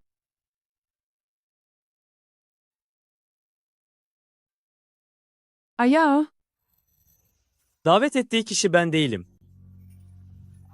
hayır. Sarhoş olsa bile Ayao asla beni cevapsız bırakmazdı. O, Ayao değil. Ekselansları, burada ne işiniz var? Ahenk, sana söyleyeceklerim var. Bu ses Veliaht Prens'e ait gibi. Ekselansları, lütfen haddinizi bilin. Bu gece bittikten sonra korkarım ki Konuşmak için bir daha asla şansım olmayacak. Veliaht Prens kendinden ben diye bahsetti. Aralarında şu an nasıl bir ilişki var? Benimle başkente gel. Olur mu?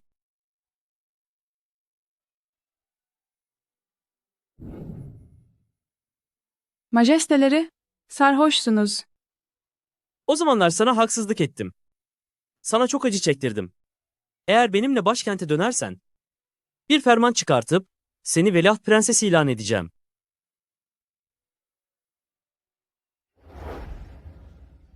Ahenk, sana söz veriyorum.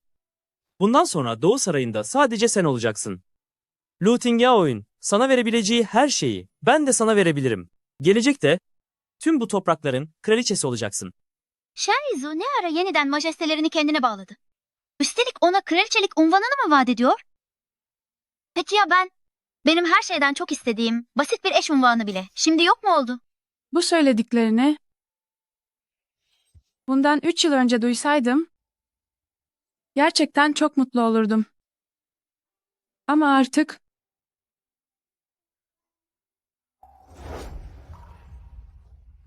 çok geç. Geç değil. Ahenk. Sadece sen istersen. Ben kraliçelik falan istemiyorum.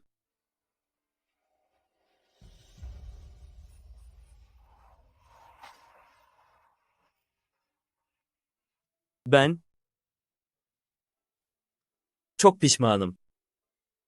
Gençken majesteleriyle evlenmeyi çok umut etmiştim.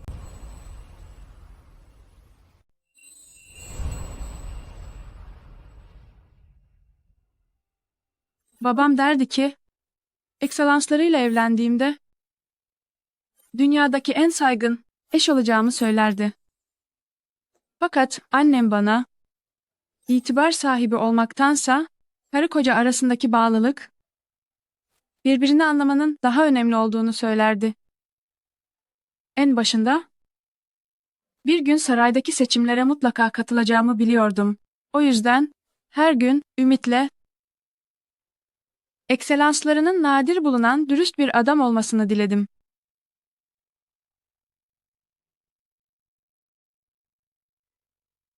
Ben asla dürüst ve iyi niyetli biri olmadım. Ayrıca dürüst biri veliaht prenslik koltuğunda uzun süre oturamaz. Evet, siz doğuştan duygusuzsunuz. Siz 3 yıl önce bir kez mahvettiniz hayatımı. Şimdi de beni bir kez daha mı mahvedeceksiniz?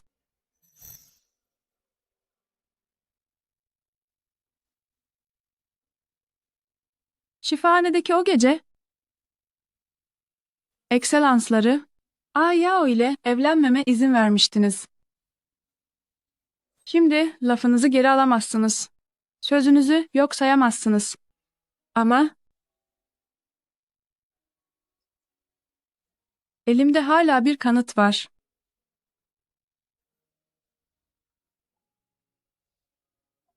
Bana bu yeşim kolyeyi verdiğinizde söz vermiştiniz. Hayatınızı kurtarmamın hatırına bir dileğimi yerine getirecektiniz. Ahenk, o yeşim kolyeyi sana, bana karşı bir silah gibi kullanman için vermemiştim. Fakat efendim, belki dürüst bir adam değilsiniz. Ama geleceğin hükümdarısınız. Hükmeden birine yakışan, sözünün eri olmaktır.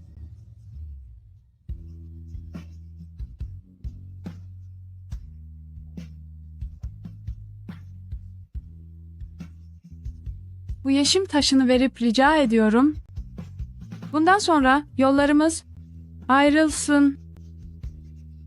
Geçmiş geride kalsın. Geleceğin kraliçesi olma ayartısına bile direnip ikinci abiyi seçmesi beklenmedik bir gurur örneği. Fakat prens ona müsaade eder mi acaba?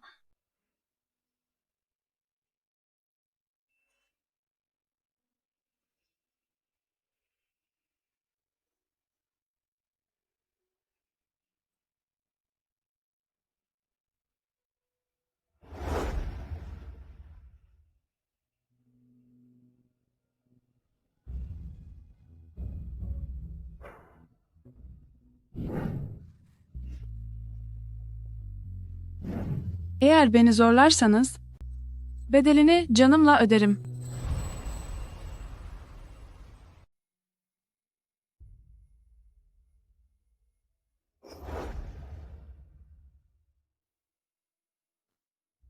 Bu gece senin kırmızı duvağını ben kaldırmıştım. Benimle evlendiğini varsayıyorum.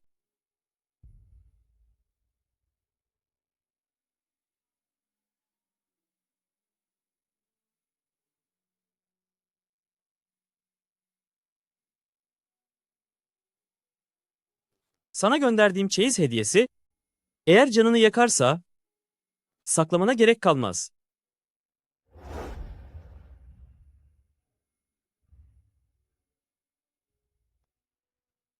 Bu geceden sonra gerçekten bir daha görüşmeyecek miyiz?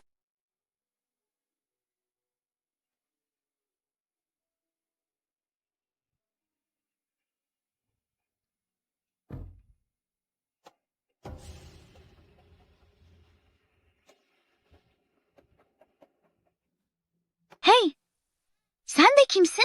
Çok terbiyesizce. Beni korkuttun. Ben Zhu Shan. Bayan Shen'in çeyiz hizmetçisiyim. Bunu ona vermemi ikinci abi istedi. Bunu içeriye ona götür. Bir dakika. Ben götüreyim. İkinci abi, ben gidiyorum.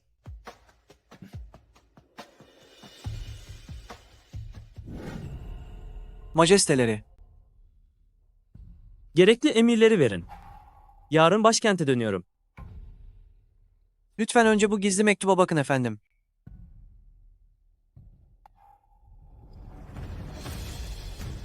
Lu Jingyao, bir Jinling valisi olarak. Nasıl olur da pavyonlarda vakit geçirmeye cüret eder? Eğer mesele sadece o malum yerlerde vakit geçirmek olsaydı, majestelerinin vaktini almaya değmezdi. Ben sadece iki şeyden endişe ediyorum.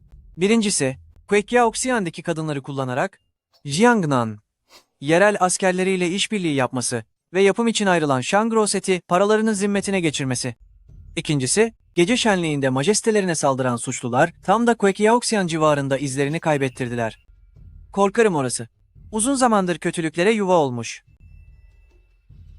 Yarın benim yerime geçip başkente döneceksin. Bu davayı imparator babama rapor edeceksin. Majesteleri, Babam sana kızmayacaktır. Zira benden başka bu davayı araştırmaya kimsenin cesaret edemeyeceği açık. Ayrıca başkente döneceğim haberini de yayacağım ki Lu Jingyao gardını düşürsün. Böylece onu en zayıf noktasından yakalayabilelim. majesteleri, her kelimenizde davadan bahsediyorsunuz. Acaba bunun arkasında hiç mi şahsi bir çıkarınız yok? Şahsi mi? Jinglan? Elbette şahsi bir sebebim var. Bu dava sonuçlandığında Lu ailesi mutlaka çökecektir. O zaman Ahenk'u sadece ben koruyabilirim. Anne beyefendi,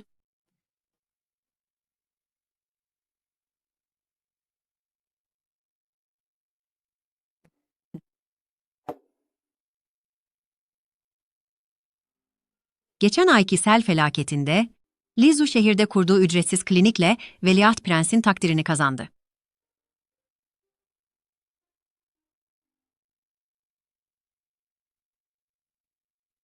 Bundan sonra konağın idaresi artık senin elinde olacak. Ben büyük gelin olduğum halde.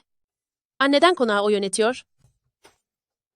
Lizu, yenge ve görümce için birer saç tokası hazırlattı. Bunlar küçük birer tanışma hediyesi. Umarım beğenirsiniz.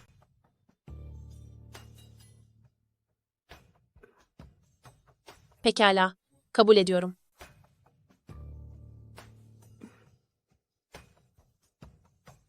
Ben dünyanın en güzel anka kuşu tokasını görmüşken başka hangi tokayı beğenebilirim ki? Büyükannem haklıymış. Konak içindeki ilişkileri çözmek, hastalık iyileştirmekten daha zormuş.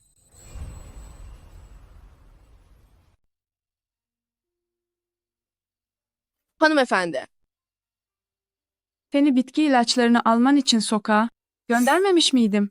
Neden böyle telaşlısın?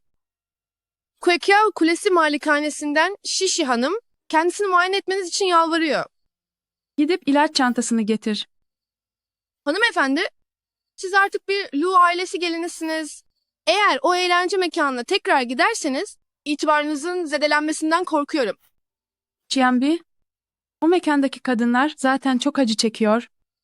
Dışarıdaki doktorların çoğu erkek. Bu yüzden onları muayene etmek istemiyorlar. Madem tıp öğrendim, onlara bir iyilik yapıp yardım etmeliyim. Anlıyorum. Gidelim.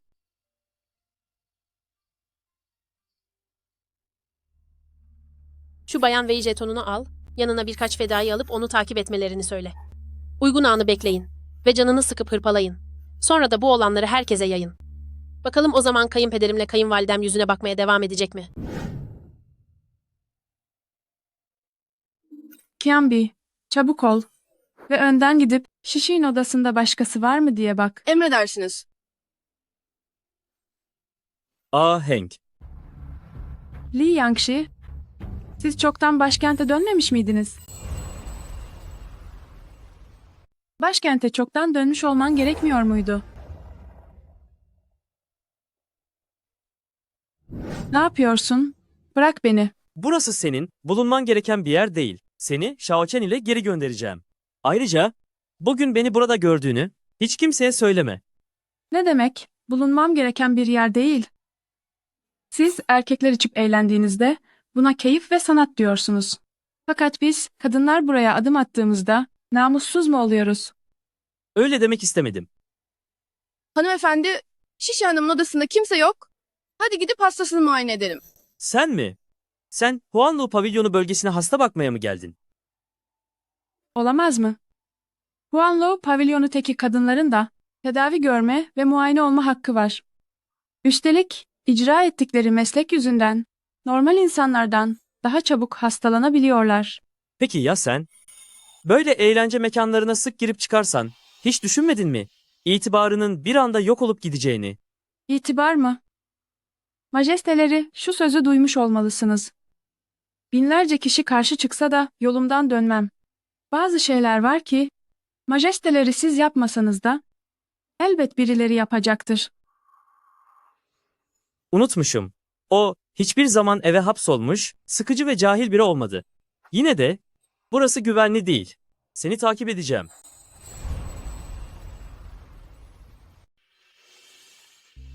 Efendim, erkeklerin buraya girmesi uygun olmaz. Lütfen siz dışarıda bekleyin.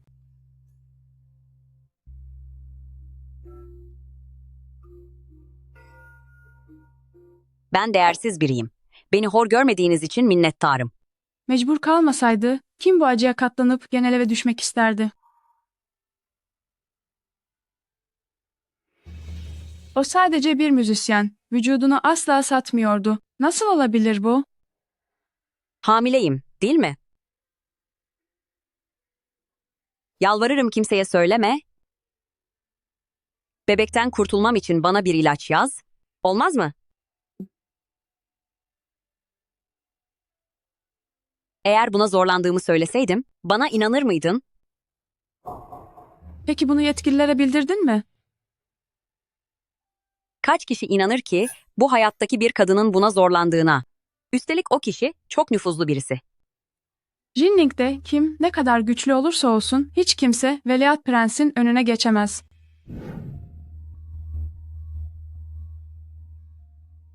Efendim, yapacak bir işiniz yok mu? Hala önemli işlerim var. Ama önce sizi uğurlayıp öyle gideceğim. Efendim, şöyle geçebilir miyiz? Biraz konuşalım.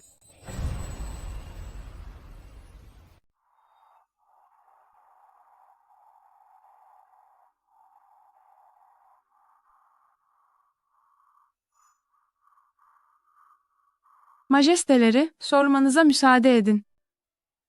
Eğer bir kişi yıllardır devlet görevindeyse, halk tarafından çok seviliyorsa, ama kimsesiz ve güçsüz, üstelik kötü bir şöhrete sahip bir kadına zarar verdiyse, ne yapılması gerekir?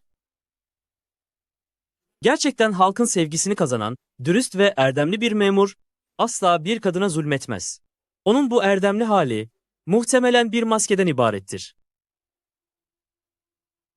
Ancak Ahenk, ne zamandan beri siyasetle ilgilenir oldun? Şişi adında bir kızın hakları çiğnendi. ve yardım isteyecek kimsesi yok. Bilmiyorum, majesteleri yardım etmek ister misiniz? Kimliğinizi ifşa etmek istemiyorsanız, birini araştırması için talimat verebilir misiniz? Veya suçluya bir ders verebilirsiniz. Böylece daha fazla masum kadının zarar görmesini engelleyebiliriz. İster alt tabakadan bir kadın, ister devlete hizmet eden bir kahraman olsun, hepsi benim halkımdır. Üstelik bunu bizzat sen istediğin için konuyla şahsen ilgileneceğim. Teşekkür ederim majesteleri.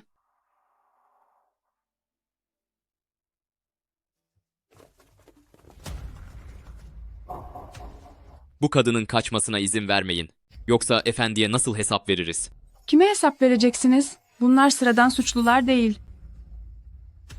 Tianbi, hemen konağa dön ve askerleri çağır. Hayır, sizi burada bırakamam hanımım. Çabuk git. Kıpırdama. Yürü. Dur orada. Bırakın beni. Asla o insanların eline düşmeyeceğim. Suya atladı. Nehir boyunca takip edin. Ahenk. Majesteleri, henüz bilgi aldım. Şişi Hanım'ın davasıyla sizin endişelendiğiniz Lu Jingyao'nun yolsuzluk davası aynı şey. Lizu. Lizu. Şu dosyaya kendin iyi bak. Ona zarar verenin kim olduğunu gör. Bayan Wei mi?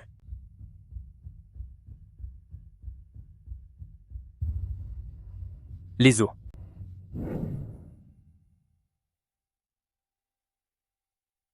Lizu. Son nefesimi veriyor olsam bile senin için adaleti sağlayacağım.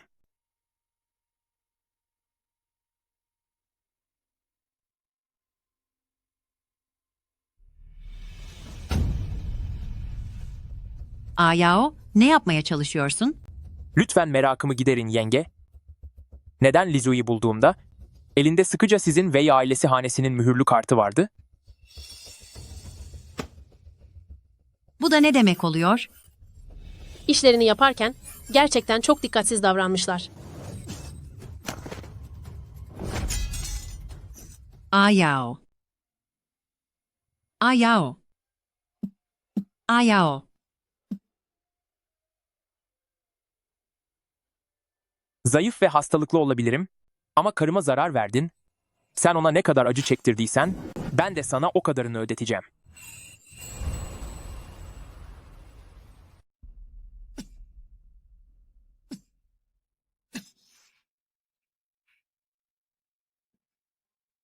Karım Lizu, 2 yıldır birbirimizi tanıyoruz. Gerçek bir aile olduk.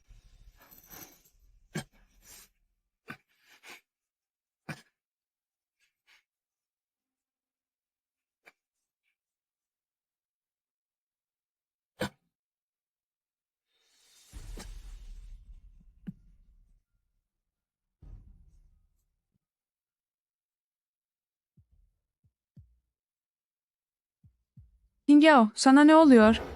Tingyao. Tingyao, biraz daha dayan. İlaç getirmelerini söyleyeceğim. Tingyao. Uyandığına çok sevindim. Ne yazık ki seninle birlikte yaşlanamayacağım. Hayır, hayır. İyi olmak zorundasın. Lütfen ağlama. Sağlığımın kötü olduğunu bildiğim halde seninle evlendim. Senin hayatını mahvettim. Böyle saçmalamana izin vermiyorum. Tingyao, eğer beni bırakıp gidersen, başkasıyla evlenirim. Güzel. Canım Lizu, hayatının geri kalanında üzülme. Ve benim için yas tutmak zorunda kalma. Beni bırakma. Hoşça kal sevgilim, hanımım.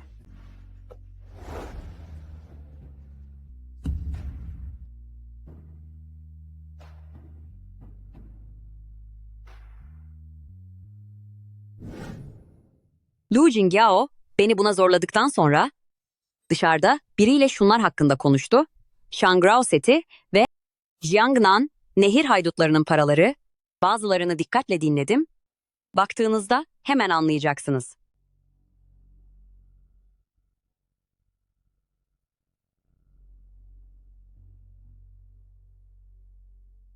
Ne kadar da gözü doymaz bir valiymiş. Şimdi elimizde kanıtlar olduğuna göre hesaplaşma vakti gelmiştir. Efendim Zusian'dan gizli haber var. Lu Tingao çok bitkin düşmüş, pek ömrü kalmış gibi görünmüyor. Bugünden itibaren konağa gelen herkes için giriş var ama çıkış kesinlikle yasak.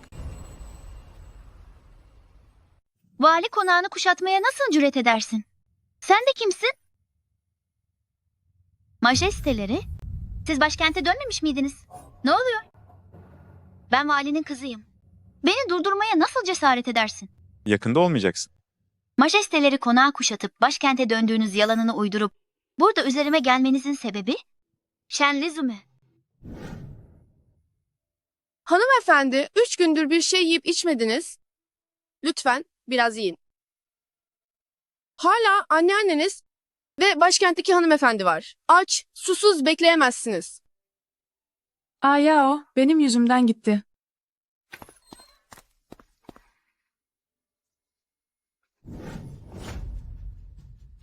Lu Tingao artık yok diye hayata küsecek misin? Shen Lizu, sana soruyorum. Konuş.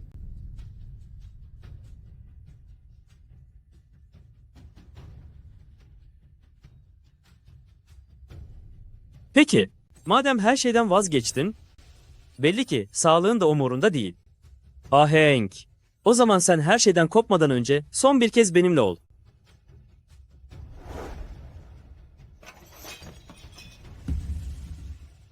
Hala sessiz mi kalacaksın? O zaman bunu bir kabul sayıyorum.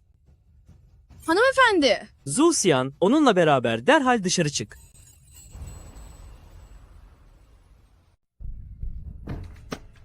o hanımefendiye zarar verdi. Sen ise hala onun yanında kalmasına izin mi veriyorsun? Seni hain. Hanımefendinin sana bunca iyiliği boşa gitti. Peki ya sen? Ekselanslarını kovup Bayan Shen'i yas yerinde diz çöktürerek bir şey yiyip içmeden bir kukla gibi kalmasını mı istiyorsun? Cihanbi, ekselansları aslında onu kurtarıyor. Eğer hanımefendinin sonunun gelmesini istiyorsan, istediğin kadar engel olabilirsin. Artık etrafta kimse kalmadı. Ahenk.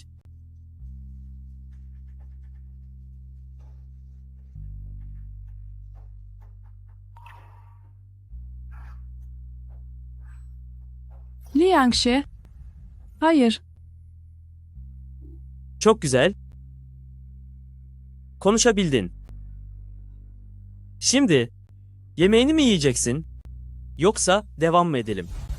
Yiyeceğim. Ellerini. Üzerimden çek.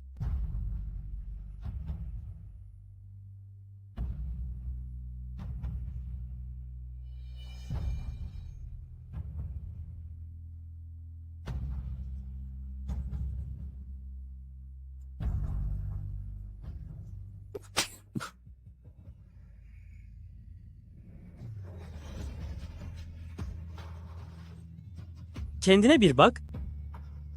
Günlerdir bir şey yemedin. Vurduğunda can yakmıyorsun bile. Küçük bir kedi tırmığı gibi. Hiç hissettirmiyor. Liangxi. Bana bunu nasıl yapabilirsin?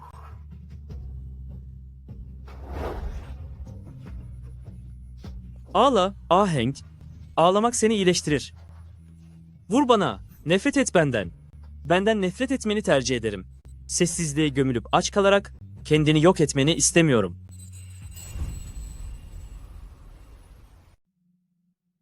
Kendim yapabilirim.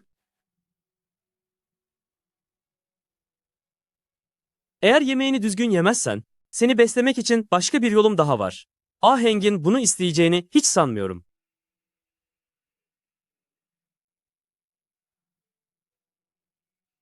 Korkmana gerek yok.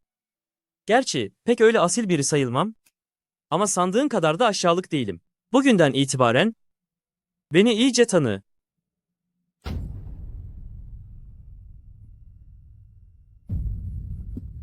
Ahenk.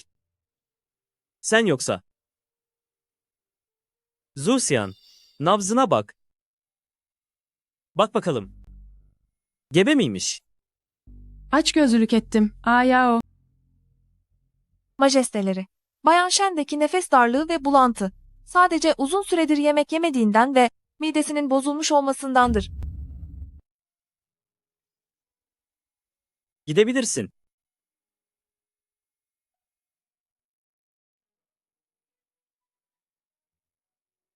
Ahenk, Lu Tingyao'dan gebe kalmadığın için yatıp kalkıp dua etmelisin. Yoksa neler yapabileceğimi gerçekten bilemiyorum. Li Yangshi, o tam bir deli.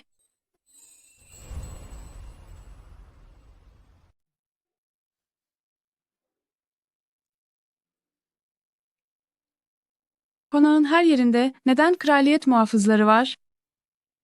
Korkarım ekselansları bunu sizin için yaptı. Hayır. Lu Köşkü girişe izin veriyor ama çıkışa asla. Bunca şeyin sadece benim için olması imkansız. Ancak konakta başka bir şeyler mi oldu?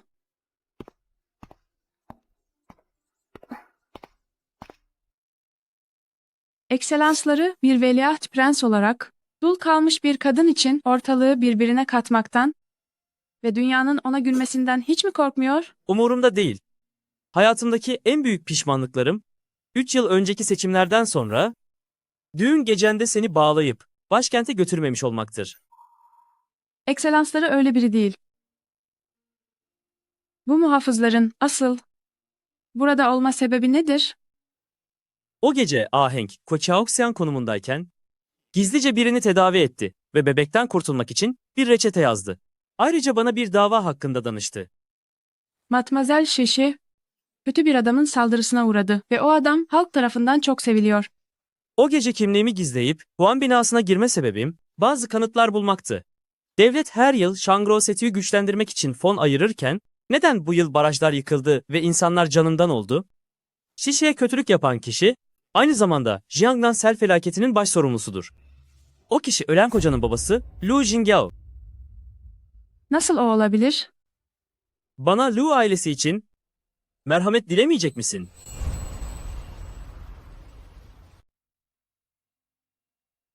Eğer Lu Jingyao suçluysa, majesteleri kanunlara göre gereğini yapsın.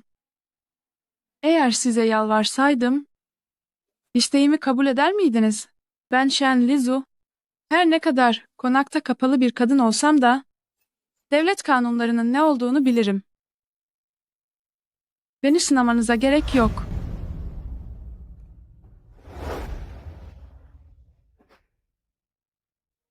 Seni sınamamalıydım. Ahenk içiniz rahat olsun. Lu ailesi yerle bir olsa bile, ben yanınızda olduğum sürece, bu işin size dokunmasına asla izin vermem.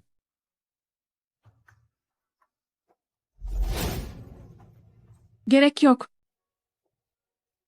Madem Lu ailesine gelin geldim, Lu Köşkü ile aynı cezayı çekmeye hazırım. Aynı cezayı mı? Lu Jingyao'nun suçunun bedeli ailesinin tüm varlığına el konulup cezalandırılmasıdır. Lu ailesinin kadınlarına gelince yaşlı olanlar 1000 fersah öteye sürülecek, genç olanlar ise en alt kademeye hizmetçi olarak verilecekler. Sizin gibi güzel bir kadını dışarıdaki adamlar mahvetmek için can atacaklardır. Bunun farkında mısınız? Öyle bir aşağılanma içinde yaşamaktansa yok olup gitmeyi tercih ederim. Ancak endişelenmeyin, Ahenk. O duruma düşmenize asla izin vermeyeceğim. Fakat Lu ailesi, görümceniz Lu Ruve için durum farklı. Sizden rica ediyorum. Acaba yapabilir misiniz? Ne düşündüğünüzü biliyorum. O halde siz de karşılığında ne istediğimi biliyorsunuzdur.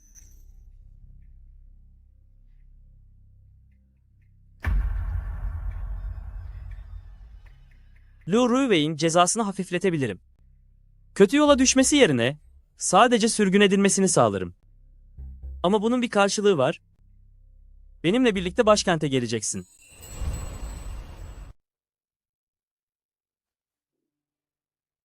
Resmen izin isteyip seni veliaht prenses ilan edeceğim. Ah Hank. 3 yıl boyunca seni kaçırdım. Ama kader bizi yeniden bir araya getirdi. Ve yine benim sana aşık olmamı sağladı. Şu an beraberiz. Henüz hiçbir şey için geç değil. Bu artık hiç umurumda değil. Biliyorum. Veliaht prenseslik senin istediğin bir şey değil. Bu benim sana vermek istediğim bir şey. Ekselanslarının bir lütfunu. İlla kabul etmek zorunda mıyım? Bu bir lütuf değil. Bir telafi.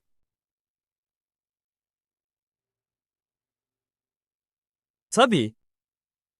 Bunun karşılığında Luruvey artık bir kötü kadın olarak cezalandırılmayacak. Başkente benimle gelirsen, Lu ailesiyi saymazsak bile orada hala önemsediğin insanlar var. Annen ve çocukluk arkadaşların. Ekselansları bunu bir iyice düşünmeme izin verir mi? 7 günün var. Luthingyaon yaz süresince Lu ailesiye dokunmayacağım. Ancak cenaze töreninden sonra bedel ödetme zamanı gelmiş olacak. Ah Hank, pek vaktin kalmadı. Teşekkür ederim.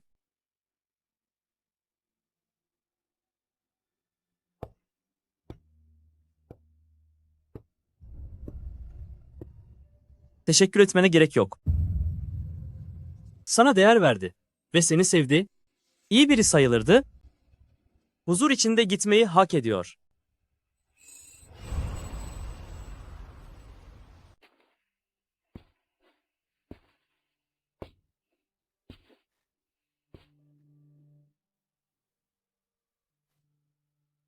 Hanımefendi, ne oldu?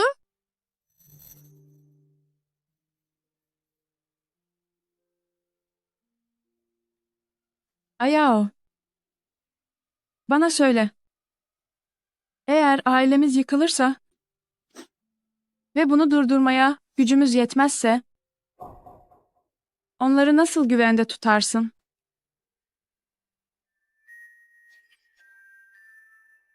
Hanımefendi, damat bey artık aramızda olmasa bile asla seni bu işe karıştırmazdı.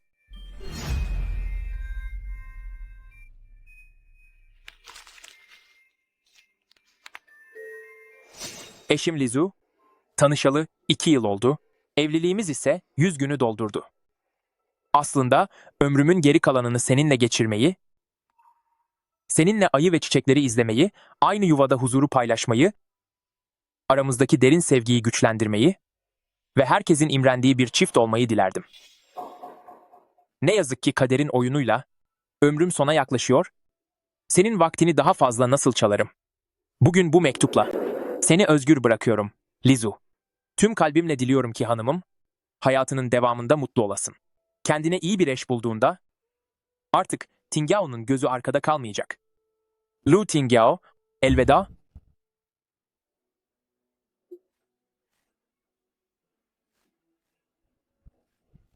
O zamanlar henüz Lu Köşkü'nün başına bir şey geleceğini bilmiyordu. Ama yine de benim için bir kaçış yolu bırakmış.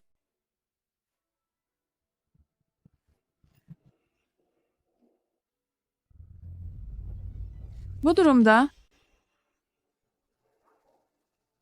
ben de kararımı verdim.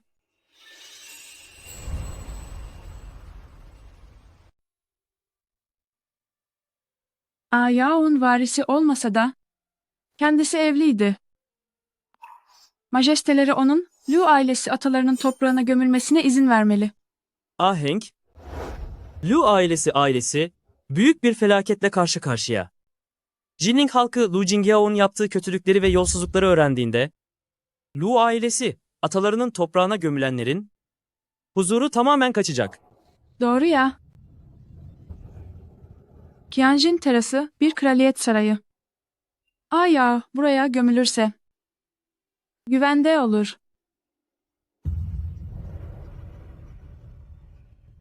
Teşekkür ederim. Gerek yok. Gelecekte Ahenk benimle birlikte gömülmeli. Senin için bir kereliğine anlayışlı davranacağım. Lu Tingao, hayatının geri kalanında ona ben bakacağım. Yoksa Shangro seti olayı açığa mı çıktı?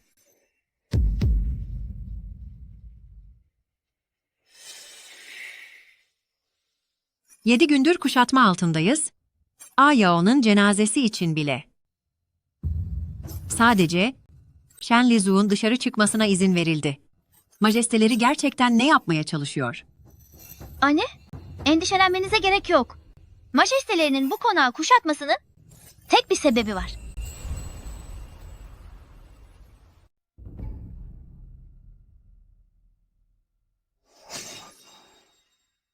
Anka kuşu tokasını gizlemek. Haddi aşan. Büyük bir suçtur. Onu nereden buldun? Onu ben buldum. İkinci abimin düğün gününde Shen Lizu'yu tesadüfen Veliaht Prens'le gizlice görüşürken yakaladım. Veliaht Prens bu anka kuşu tokasını ona hediye etti. Ama o istemedi. Veliaht Prens abi fırlatıp attı. Baba, Veliaht Prens Shen Lizu'ya aşık. Tek istediği onunla evlenmek.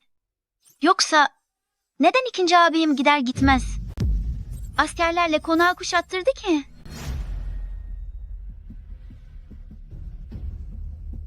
Vayer. Bunu Shen Lizu'nun yemeğine kat. Duyguların sarmalı. Eğer Yüce Hazretleri gerçekten Shen Lizu'yu istiyorsa onu kendisine veririm. Demek bana Lu Ruwei'in bir sandık hediye gönderdiğini söylüyorsun. Evet. Sandığı dışarı atın.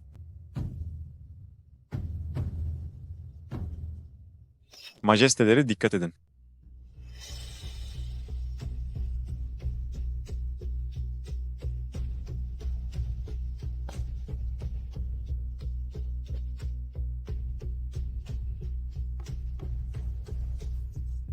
Ahenk. Ahenk. Abla uyan. Ahenk. Neden her yere ateş gibi? Hekim. Hekim. Prens Hazretleri. Hekim geldi.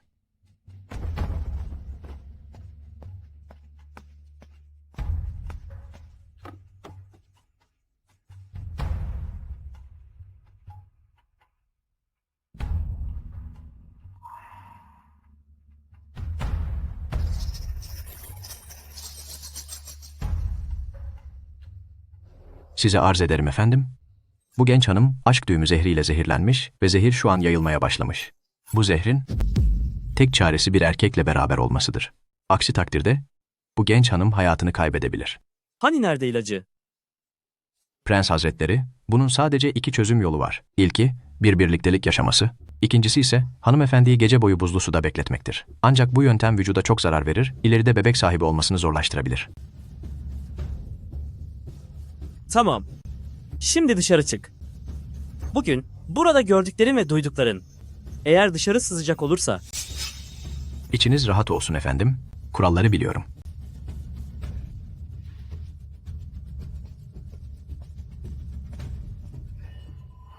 Lütfen bana sarılır mısın?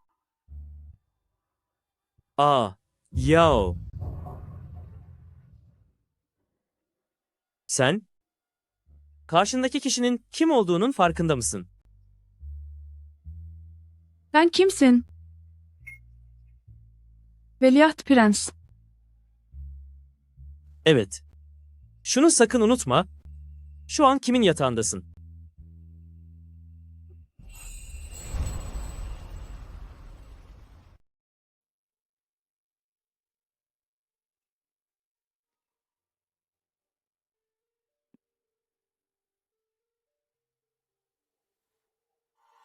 Uyandın mı?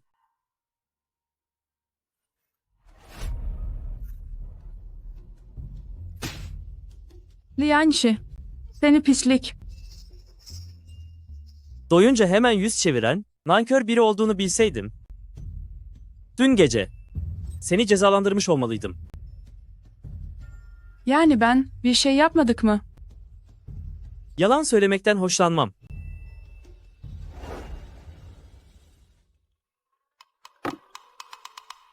Biliyor olmalısın ki, kraliyet yazdığında soyluların keyif alması için özel eşyalar bulunur.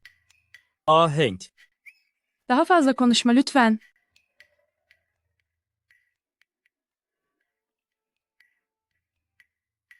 Eğer ahenk unuttuysa, hafızanı tazelemene yardımcı olabilirim.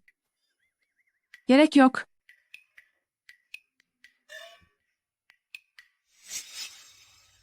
Hatırlıyorum. Bayılmadan önce Ruweyun bana verdiği çayı içmiştim. Ben sadece onu sefil bir hayat yaşamaktan kurtarmak istedim. O ise bana ihanet etti. Eğer Kianjin terasında kalmak istemiyorsan, seni Çiğ Konağa göndermelerini söyleyebilirim. Hayır. Ekselansları, lütfen beni Lu Köşkü'ye gönderin.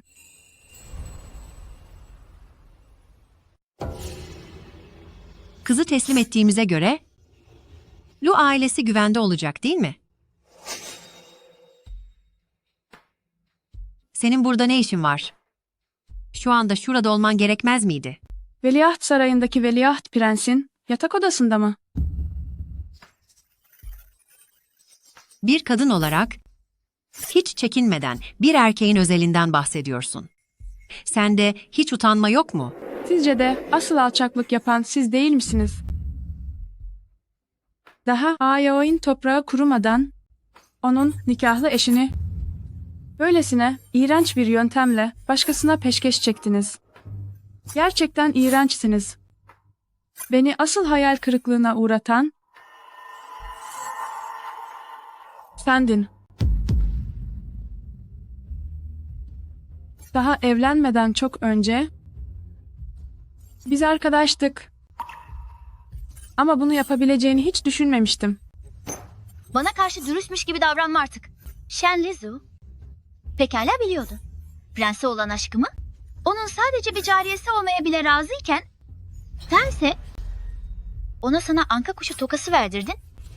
Hatta sana kraliçelik sözü bile verdirdin. Anka tokasından nasıl haberdar oldu? Düğün gecesinde Veliaht Prens ile gizlice buluşurken ikinci abimin yanında uzanırken aklınca kim vardı acaba? Kes sesini. Bana hakaret ederek Yao'nun anısına da hakaret ediyorsun. Bakıyorum da tam üstüne bastın. Öfkeden delirdin mi?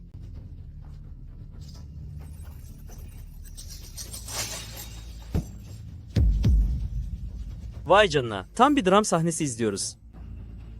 Efendi Lu, sen ne dersin bu duruma?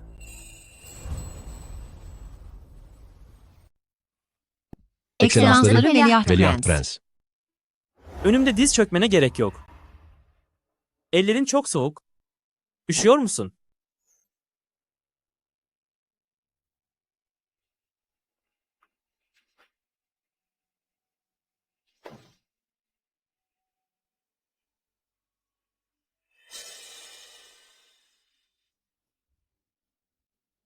Demek sensin.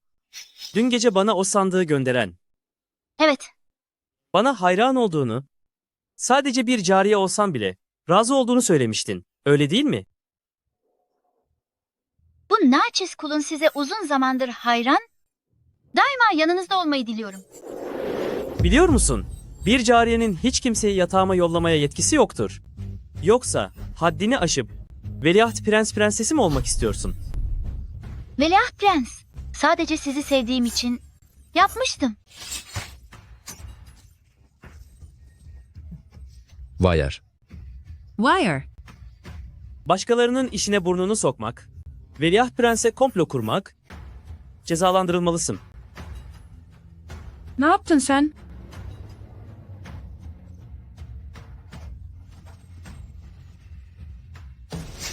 Lu klanı ailesinden herkesi zindana atın, sorgulanmayı beklesinler. Emredersiniz. Onun işini mi bitirdin? Ahenk sizce hayatta kalıp bir eğlence evine düşmesi mi? Yoksa gitmiş olması mı daha iyi? Bana kalırsa yaşamasına izin vermek daha doğruydu. Kendini soylu sanan o hanımefendi en dibe battığında ancak o zaman yaptıklarının bedelini gerçekten öderdi. Öyle değil mi?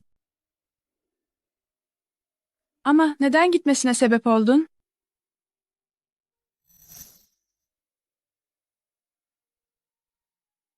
Sence neden yaptım? Ahenk.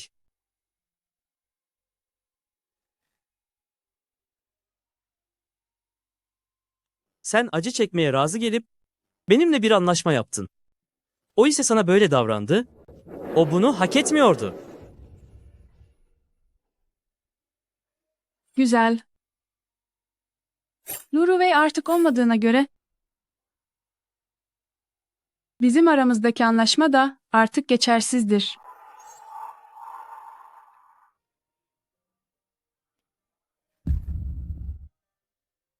Anlaşma artık geçersiz demek. Peki ya dün gece? Dün gece beni nasıl, öpücüklere boğduğunu da mı unuttun? Hatırlamıyorum.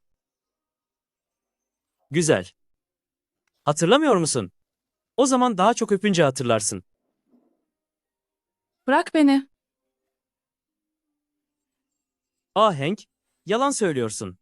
Aslında her şeyi gayet iyi hatırlıyorsun.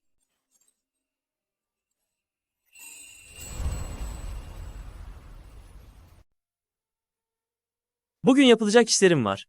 Sizi ziyaret etmem pek mümkün değil. Başka bir gün sizi görmeye geleceğim.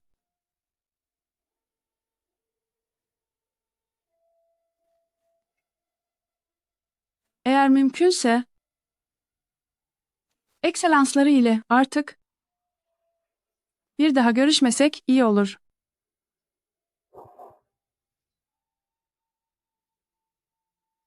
Şunu unutma. Luruvey ve geçen gece olsun ya da olmasın, sen her zaman sadece benimsin. Lu Jingyao yüz binlerce gümüş dolar zimmetine geçirdi. Yasalarımıza göre sonbahardan sonra cezalandırılacak. Efendim, Lu Köşkü'nün gizli odasından Lu Jingyao'nun zimmetine geçirdiği paraların hesap defterini bulduk.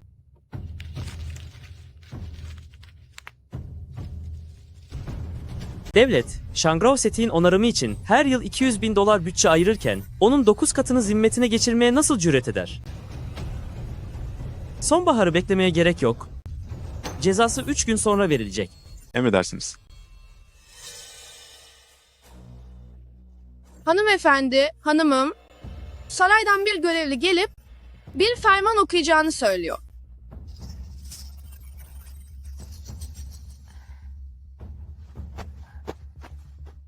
Göklerin inayetiyle imparatorun fermanıdır. Shen ailesinin kızı Lizu, sergilediği yüksek ahlakı ve itibarından dolayı Unutma.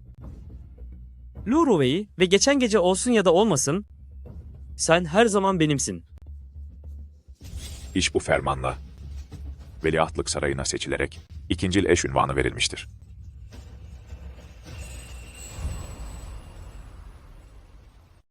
Li Yangshi, o anlaşma artık geçersiz sayıldığı için şimdi de beni imparatorluk fermanıyla mı zorluyorsun? Öyle mi?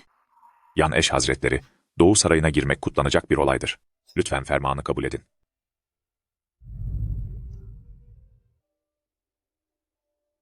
Sadık hizmetkarınız Shen Lizu olarak fermanı kabul ediyorum. Ekselansları buyurdular ki, Jiangnan'daki yolsuzluk davası sonuçlandığında, lütfen Veliaht Prens'e eşlik edip onunla birlikte başkente dönün. Saraydaki soylu eş hazretleri de sizi gerçekten çok özledi. Ekselanslarının emirlerine amadeyim. Ne dedin? Sushi. Ki konağı bölgesine mi gitti?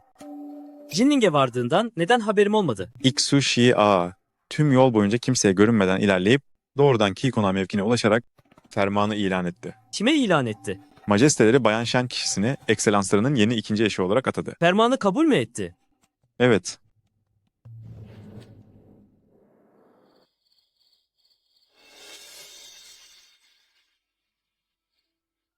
Madem ferman çıktı, başkente dönmekten başka çaren kalmadı. Marki Konağı ve Doğu Sarayı, insanı diri diri bitiren tehlikeli yerlerdir.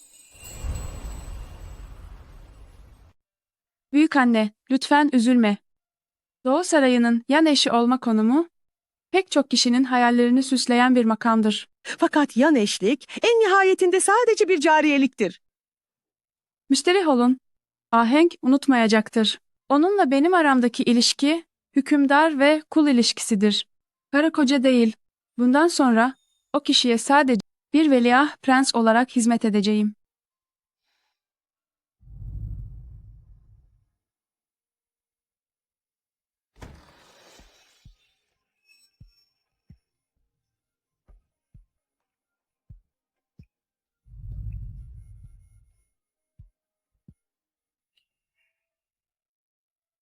Shen Lizu, ekselanslarını selamlar. Shen Lizu, ben senden ne zaman önümde eğilmeni istedim? Ekselansları, buna zamanla alışmamız gerek, haksız mıyım? Neden imparatorluk emrini kabul ettin? Emre karşı gelip, büyük annemin ailesini tehlikeye mi atsaydım? Ayrıca, siz o emri kabul etmemi istemiyor muydunuz? O emri babamın benim isteğimle mi çıkardığını sanıyorsun? Öyle değil mi? Shushi başkentten ayrılıp yol boyunca gözcülemden kaçmış. Seni yan eş olarak atayan o ferman babamın kendi kararıdır, benim değil. Fakat bana daha önce o anlaşmanın artık geçerli olmadığını söylemiştiniz. Sana verdiğim o anka kuşu tokasını unuttun mu? O sadece imparatoriçe ve veliaht prensin eşinin takabileceği bir şeydi. Onu sana ben vermiştim. Onu istemesen bile en azından duygularımı anlamış olmalıydın. Eğer o imparatorluk fermanı, imparator babamdan bizzat istediğim bir şey olsaydı, nasıl sadece ikincil bir eş olmana izin verirdim? İster ferman olsun, ister bir anlaşma, sonuç ne fark eder ki? Elbette fark eder. Eğer ferman olsaydı, bunu sadece kendi başıma verdiğim bir karar olarak görürdün. Fakat bu bir anlaşma olduğunda şunu hissediyorum. Madem kabul ettin, kalbinde en azından birazcık rızan var demektir. Öyle değil mi? İkisi de benim için. Zorlamadan başka bir şey değil. Senin gözünde, benim yanımda, ha prenses ha ikincil eş olmuşsun, hiç fark etmiyor. Bunun sebebi kalbinin sadece Liu Tingyao ile dolu olması ve tek kocan olarak yalnızca onu kabul etmen. Haksız mıyım? Güzel, gönlünde bana yer olsun ya da olmasın. Bu krallığın prenseslik makamı yalnızca senin içindir.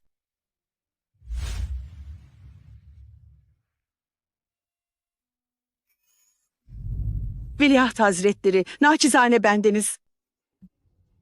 Yaşlı hanım, Ahenk'nin büyük annesi, lütfen resmiyete gerek yok. Hazretleri, bendeniz haddimi aşarak sormak isterim. Lier'in saraya girmesini sadece onun başkasıyla evlenmesine razı gelemediğiniz için mi istiyorsunuz? Bu geçici bir heves ya da bir inat değil. Ona karşı gerçekten suçluluk, pişmanlık, hatta şefkat ve üzüntü duyuyorum. Fakat her şeyden önemlisi, onu tüm kalbimle seviyorum. Durum böyleyken neden sadece onun cariyesi olmasına izin veriyorsun? Başkente döndüğümde babamdan imparatorluk fermanı isteyeceğim ve ikincil eşlik makamını veliaht prenseslik ile değiştireceğim. Eğer majesteleri buna izin vermezse, Lier hayatı boyunca sadece bir ikincil eş olarak kalabilir.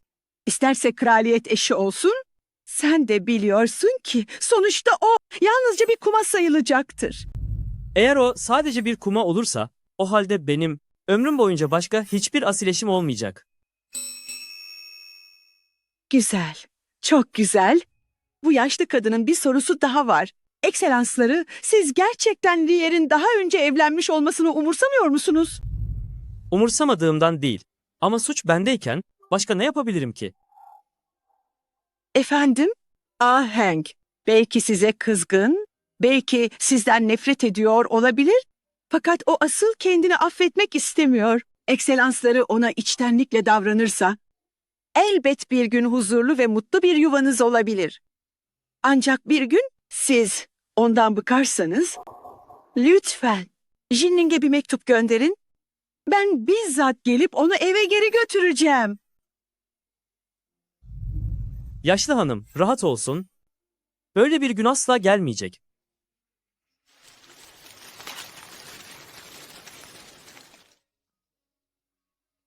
Büyük annem.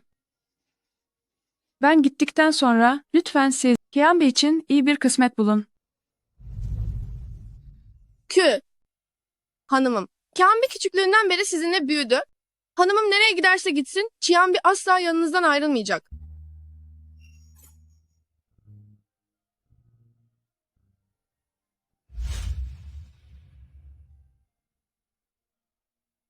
Tamam. Öyleyse beraber gidiyoruz.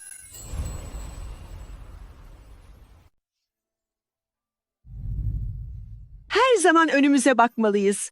Ben görebiliyorum ki prensin size olan duyguları samimi. Hayat çok uzun bir yolculuk. Sense derin fikirleri olan akıllı bir çocuksun. Birbirinize eziyet etmek yerine geçmişi bir kenara bırakıp yeni başlangıçlara odaklanmak en iyisidir. Anladım. Hank biliyor. Dışarısı soğuk. Lütfen siz içeri geçin.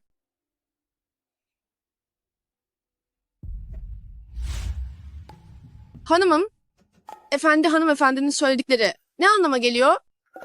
Hanımefendi, ekselansları için içindeki huzursuzluğu atmasını, kendini suçlamaktan vazgeçmesini, böylece mutlu bir hayat sürmesini umuyor. Sen sadece onun tarafını tutuyorsun. Henüz saraya bile gitmedik ama daha şimdiden ona ekselansları demen henüz çok erken bir tabir. Chiambi, seninle tartışmak istemiyorum.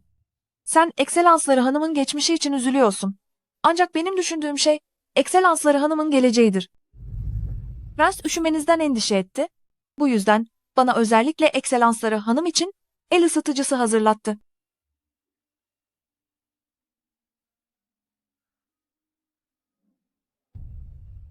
Gerçekten de çok sıcakmış. Fakat 3 yıl boyunca taşrada yaşadım. Artık o eski Nazlı Marki kızı değilim.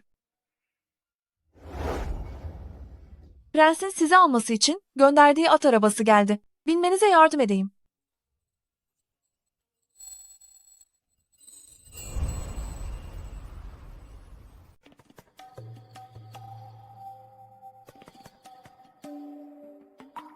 Shen, Lizu.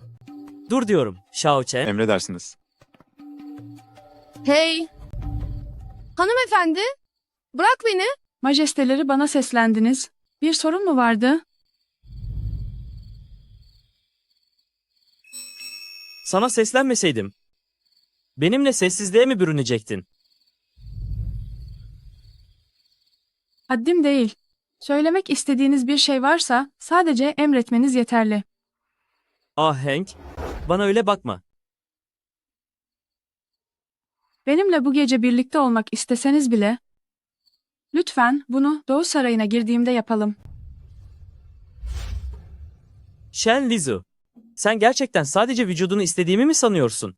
Beni mi küçümsüyorsun? Yoksa kendine mi hakaret ediyorsun?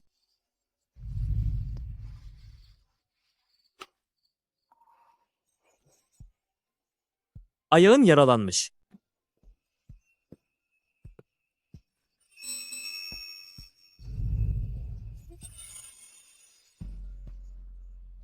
Bugünden itibaren yaralarınla ilgilenmek için seninle aynı odada kalacağım.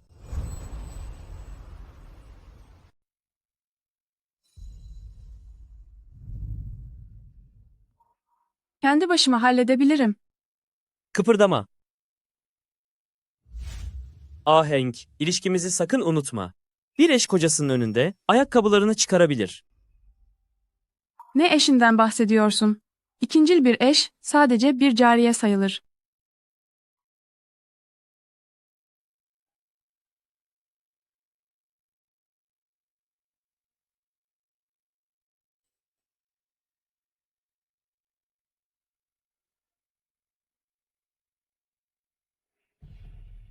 Hepsi benim hatam. Seni arkada bırakıp gitmemeliydim.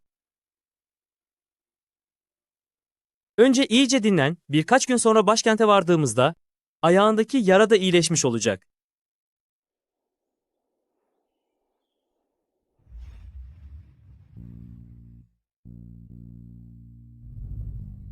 Iksu Shi gizli bir ferman yayımladı. Yongan Markisi muhtemelen durumdan habersiz. Seni önce konağa göndereceğim. Annenle bolca vakit geçirebilirsin. Fakat benden ayrılmaya çalışma. Yoksa en çok değer verdiğin kişi senin en zayıf noktan olur. Anladın mı? Müsterih olun efendimiz.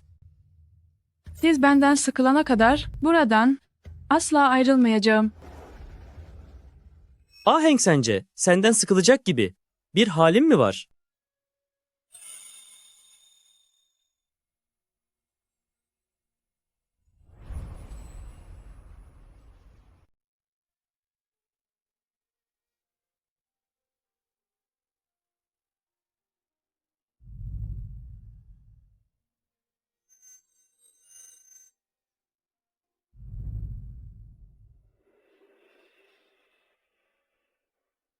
Majesteleri, Efendimiz benden sizi korumak için konakta kalmamı istedi.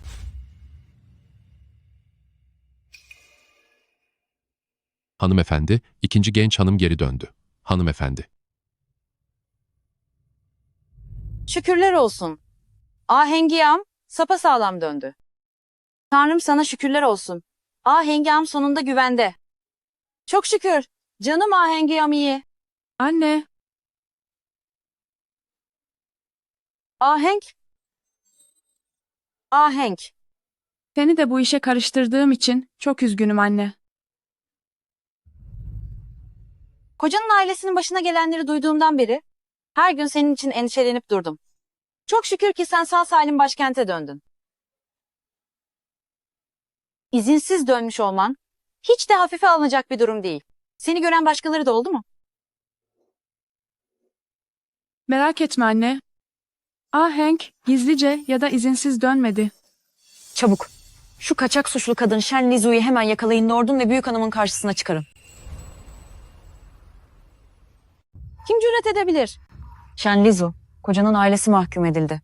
Hepsi hapse atıldı. Hala başkente dönmeye mi cüret ediyorsun? Yoksa Marki Köşkü'nde başını yakmak mı niyetindesin? Bayan Lan, annemi evin idaresini bırakmaya zorladın. 3 yıl boyunca konakta zorbalık yaptın. Hala doymadın mı? Yakalayın şunu. Seni kötü kadın. Marki Köşkü hanımefendisine bıçak çekmeye nasıl cüret edersin? Daha yavaş konuş, yoksa zehir yayılacak, iç organların parça parça olacak. Seni suçlu kadın. Marki döndüğünde sen bittin. Neymiş biten? Majesteleri, Majesteleri.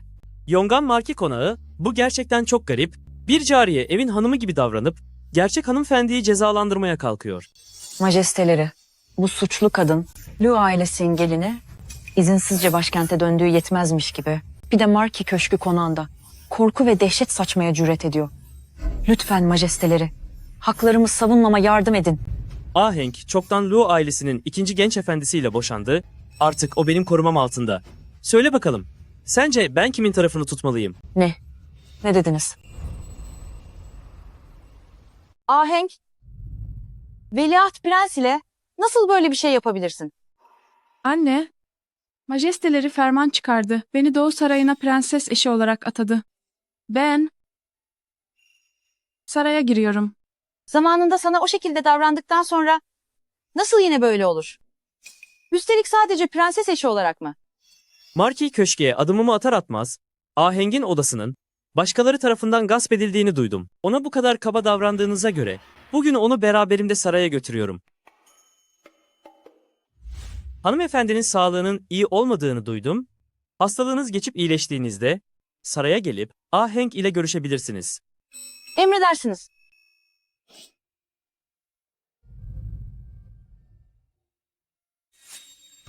Peki ya panzehir?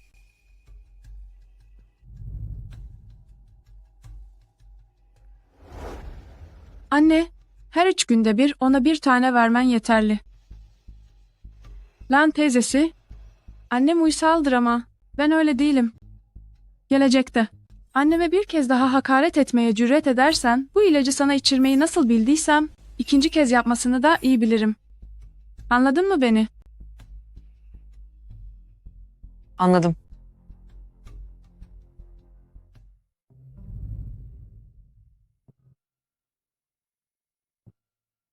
Şekerlemeyi zehir gibi göstermek ha.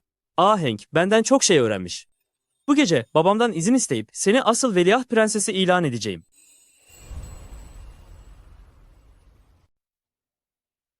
Jiangnan davasını oldukça iyi halletmişsin. Baba, neden benden gizli o imparatorluk fermanını çıkardın? Biliyor musun? Benim emrim olmasaydı, Shen Lizu'nun uslu bir şekilde seninle başkente döneceğini mi sanıyordun? Belki de şu anki sen, benim gençliğimdeki hislerimi anlayabiliyorsun artık, değil mi?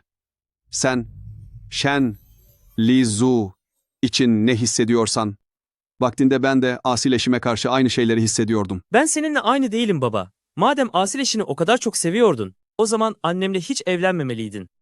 Asla senin hatalarına düşmeyeceğim.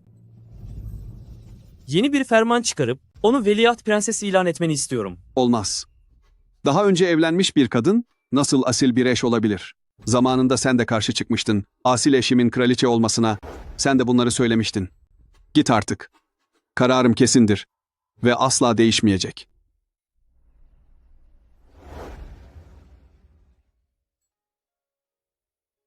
Üç yıl önce hala yüzünden başın derde girdi. Bugün majesteleri benden gizli seni saraya çağırdı. Gerçekten de kalan ömrünü bir kafese kapattı. Eğer saraya girmek benim kaderimse, bunu kabul ederim. Tek dileğim, prens benden usandığında yeniden özgür kalabilmek.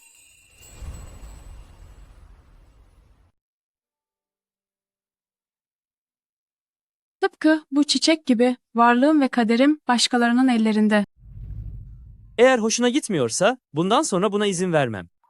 Madem saraya girdim, bundan kaçışım yok artık. Öyleyse bu durumu onunla bir pazarlık yapmak için kullanayım. Eğer ikincil eş olarak görevlerimi yerine getirirsem, ekselansları bana bir şartım için söz verir mi?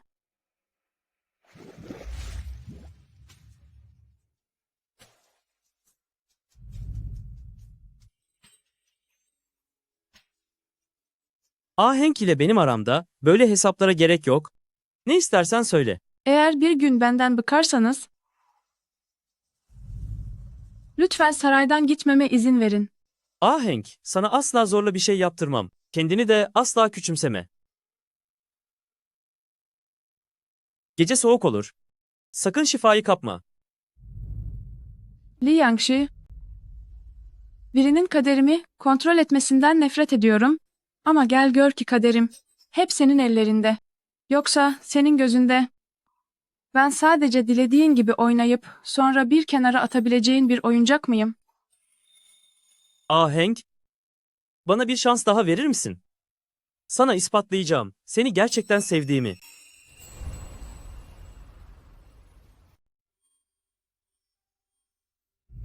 Onu gerçekten de Yongan Markisi ve Shen Changzong'i suçlayarak eşini ihmal edip gözdesi için mi azledilmesini istiyorsun? 3 yıl önce Shen Changzong bir cariyesini meşru eşi yapıp tüm idareyi ona devretti. Oysa gerçek eşi Bayan Qi her türlü eziyete maruz bırakılarak yıllarca ibadethanede diz çökmek zorunda kaldı. Hatta, hünkârım, sizin bizzat seçtiğiniz veliaht prenses bile o kadının hakaretlerine maruz kalıyor. Hünkârım, bu durumda Shen Changzong'i cezalandırmanız gerekmez mi? Henüz. Aklımı kaçırmadım. Bu fermanda gayet net bir şekilde ikinci eş olarak yazıyor. Bugün sizin niyetiniz gerçekten benimle Shen Changzong hakkında mı konuşmak? Yoksa veliaht prenses mi? Shen Changzong meselesini. Nasıl biliyorsan öyle hallet. Biraz dinlenmem gerek.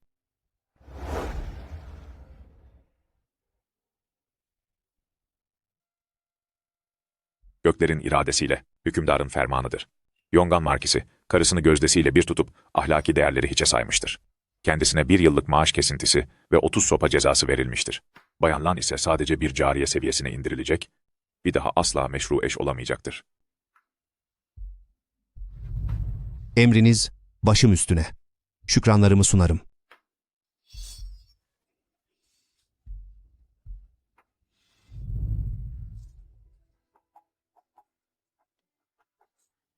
Konak hanımefendisinin sağlığı düzeldiğinde saraya gelip Aheng'i görebilir. Emredersiniz.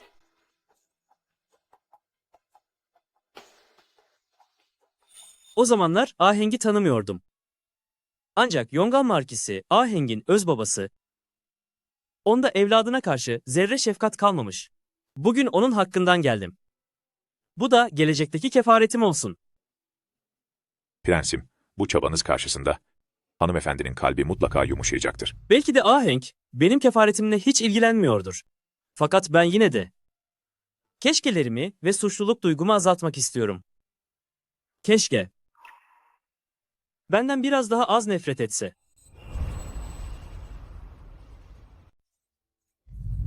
Bayan Lan, hala seni üzmeye cüret edebiliyor mu? Diğer, henüz haberin yok mu? Veliaht prens babanı, metresini eşine tercih ettiği için suçladı. Majesteleri ferman buyurdu. Bayan Lane, rütbesini alıp cariyelik makamına geri indirdi. Benim ve senin çektiğimiz bu çileler hep onun yüzündendi. Şimdi ise yaşlılığında yalnız kalmanı engellediği için sana bir nebze huzur vermiş oldu. Bunu bir telafi olarak görelim. Çok acı çektin. Her şeyi unutmanı isteyemem. Ancak hayat uzun bir yol. Lier, şunu asla unutma. Kalbinin sesini dinlemelisin. Kendini üzmemelisin.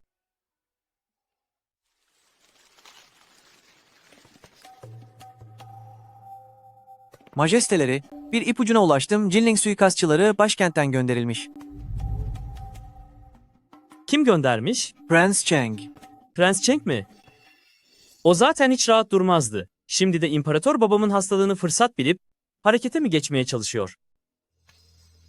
Prens Cheng'in ayrıca Doğu Banliyö Malikanesi de gizli ordu beslediğinden şüpheleniliyor. Üstelik o mülk Yongan Markisi üzerinden alınmış. Oraya bizzat gidip araştıracağım. Majesteleri, kendinizi tehlikeye atmayın. Gitmem gerekiyor.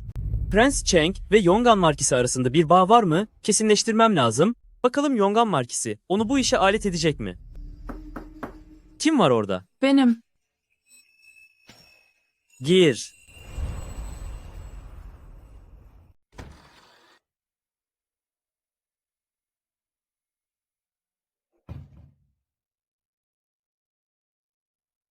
Majesteleri ve Pei Shao King, siz meşgul olun.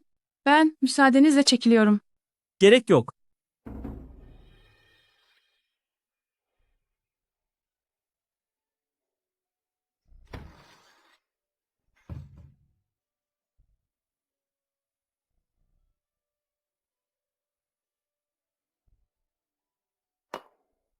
Majesteleri, saray hekimine annemi tedavi etmesi için emir verdiniz. Ayrıca ev işlerinin idaresini tekrar ona verdiniz.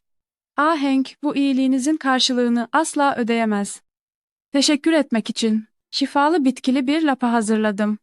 Eğer biraz olsun mutlu olabileceksen yaptığım her şeye değer.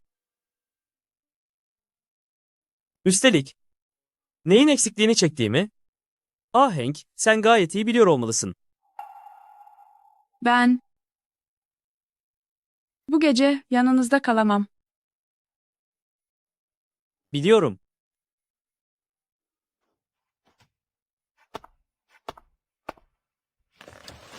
Geri dönmek istiyorum. Karnına masaj yapmama izin ver.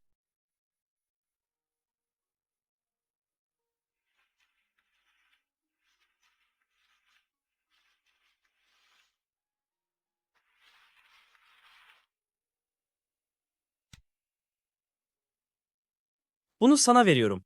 Geri vermeni de yasaklıyorum. Birkaç günlüğüne gitmem gerekiyor. Sen de kendine çok iyi bakmalısın.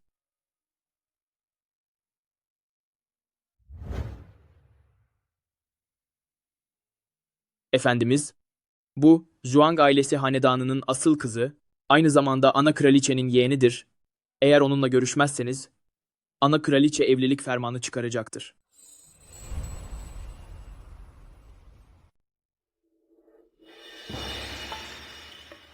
Lady Zhuang Jingsu sizi selamlar efendim. Kardeşim Jingsu ayağa kalk lütfen. Duyduğuma göre ana kraliçe dua ediyor. Ve ben de ona bağlılığımı göstermek için bazı kutsal metinleri yazmak istiyorum. Fakat devlet işlerinden başımı kaldıramıyorum. Eğer sizin için de uygunsa efendim, yerinize onları ben yazabilirim. Teşekkür ederim kardeşim Jingsu.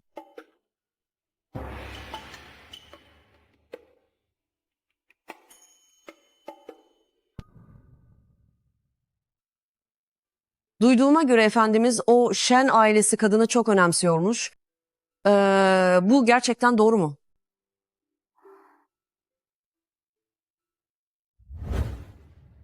Sarayda geçirdiğimiz bu birkaç günde henüz hiçbir yere alışamadık. Etrafta biraz dolaşmamız gerek. Kraliçe Hazretleri, ana kraliçe sizi Baohua salonuya çağırıyor.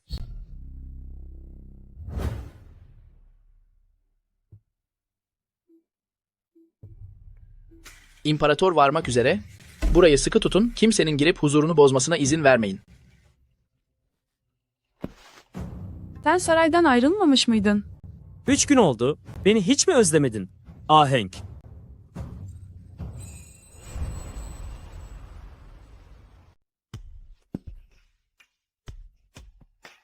Buradayım. Defol git buradan.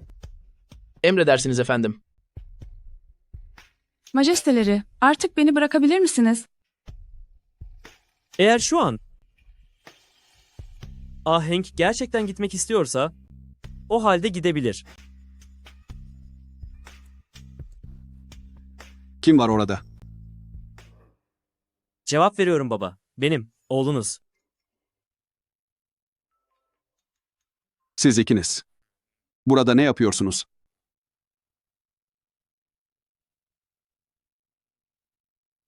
Eşimle birlikte bir evlat sahibi olmak için dua ediyorduk. Ha ha. Harika. Çok iyi. Çok iyi. Gerçekten çok güzel. O zaman sizi rahatsız etmeyeyim. Hiç bölmeyeyim sizi.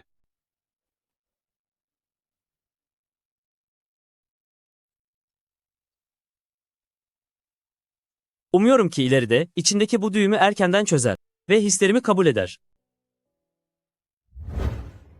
Hala Shen Lizu'yu nasıl kandırıp Baohua salonuya gitmesini söyleyebilir. Duyduğuma göre bugün neredeyse hükümdarla karşı karşıya gelmiş, saygısızlık ederek büyük bir suç işlemiş. Ben bir şeyler yapmazsam ne zaman Doğu Sarayı'ya yerleşeceksin ve Juang ailesi onuru nasıl devam edecek? Hala. Pekala. Anladım.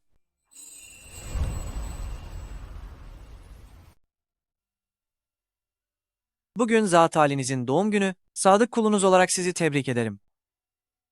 Hey, Shao King Bey, çok naziksiniz. Kız kardeşim Jinxie'in size gönderdiği doğum günü hediyesini lütfen kabul buyurun.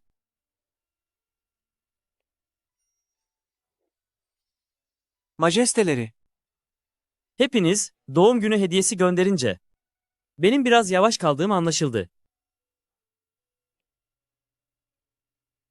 Majesteleri, beni nereye götürüyorsunuz? Gidince göreceksin.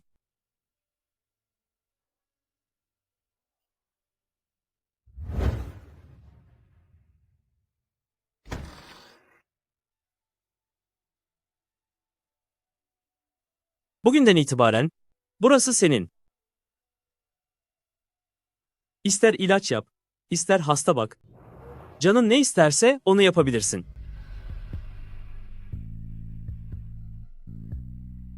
Sarayın tüm tıbbi kayıtlarının birer kopyası burada. Eğer istersen bunları bol bol incele. Böylece evin idaresini şimdiden öğrenmiş olursun. Majesteleri şaka yapıyorsunuz. Saray kurallarını biliyorum. Yan eşlerin saray işlerine karışmaya hakkı yoktur.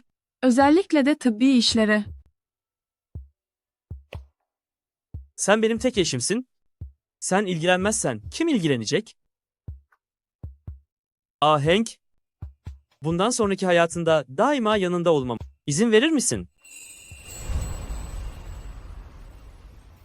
Anneme destek oldu. Bana bir tıp merkezi verdi. Görünüşe göre o, kaybettiğim her şeyi telafi etmek için elinden geleni yapıyor.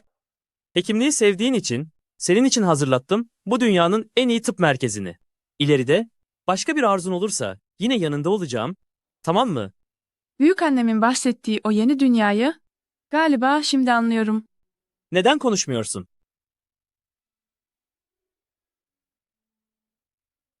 Size minnettarım efendim. Bundan sonra tıp merkezini çok iyi yöneteceğim. Güveninizi boşa çıkarmayacağım. Bu bir görevlendirme değil. Bu senin doğum günü hediyen. Efendim, istediğiniz gizli rapor geldi. Paige Hawking hakkındaki bilgiler burada.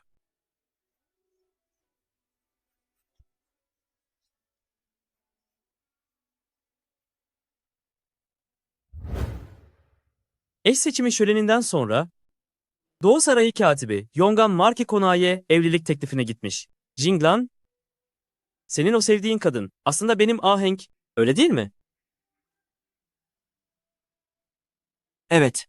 Seni en yakın dostum sanmıştım ama sen benim kadınıma göz koymuşsun. Efendim, ben onu sizden önce tanıdım. Ona olan aşkım sizinkinden tam 7 yıl daha eski. Sen hiç çekinmiyorsun. Onun saraya gireceğini küçüklüğümden beri biliyordum. Bu yüzden tek yaptığım onu beklemekti. Ancak majesteleri, onunla aranızdaki husumeti öğrendiğimde, onunla asla evlenmeyeceğinizi anladım. İşte o zaman duygularıma engel olmayı bıraktım. Bunda yanlış olan ne var?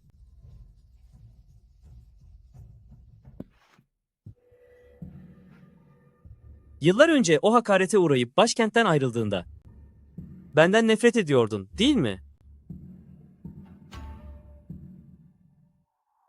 Siz, hanedan mensupları, ne öz kardeşinizle kardeş gibisiniz, ne de en yakınınızla samimisiniz. Hatta öz babanız bile size karşı planlar kurdu. Çektiğiniz acıları, hoşnutsuzluğunuzu anlıyorum. Ayrıca yöntemlerinizi ve emellerinizi de biliyorum. Sizden nefret etmiştim. Ama şunu bilin ki, her zaman hizmet etmeyi dilediğim o adil hükümdar sizsiniz. Elbette adil bir hükümdar olacağım. Fakat mutlaka onunla da evleneceğim.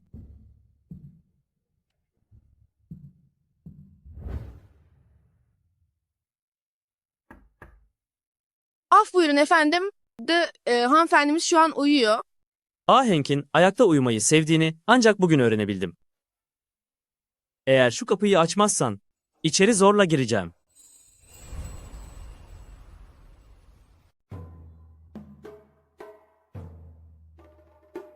Seninle Pei Jing'dan çocukluktan beri mi tanışıyorsunuz? Ahenk, onu gerçekten çok kıskanıyorum.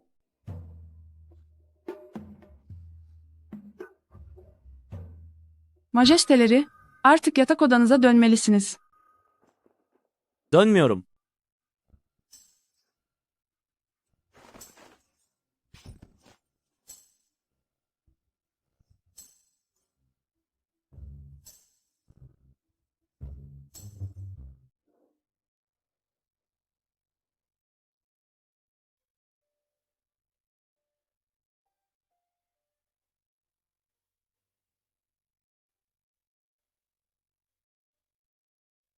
Tüm hayatım resmen senin elinde hapsoldu.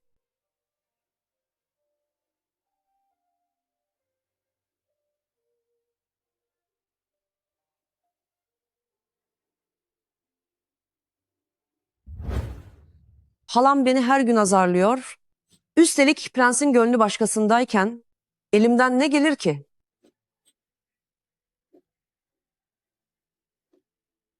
Eğer mahzuru yoksa, şunu alıp silin. Sen Doğu Sarayı'ndaki Pei Hawking misin? Eğer her şeyi prense anlatırsa. Bu kulunuz hiçbir şey duymadı. Açıkça her şeyi duydun.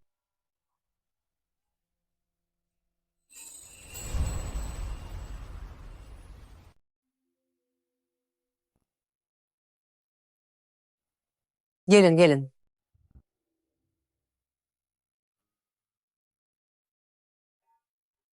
Bugün neden majesteleri sadece tek başınıza geldiniz?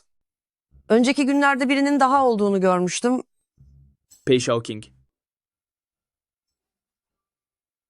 Evet, o kişi ana kraliçe idi.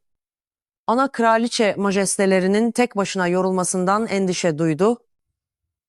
Ne zaman saraya gireceğini sormamı istedi. Majesteleri emrettiği vakit elbette saraya gelecektir. Anlıyorum.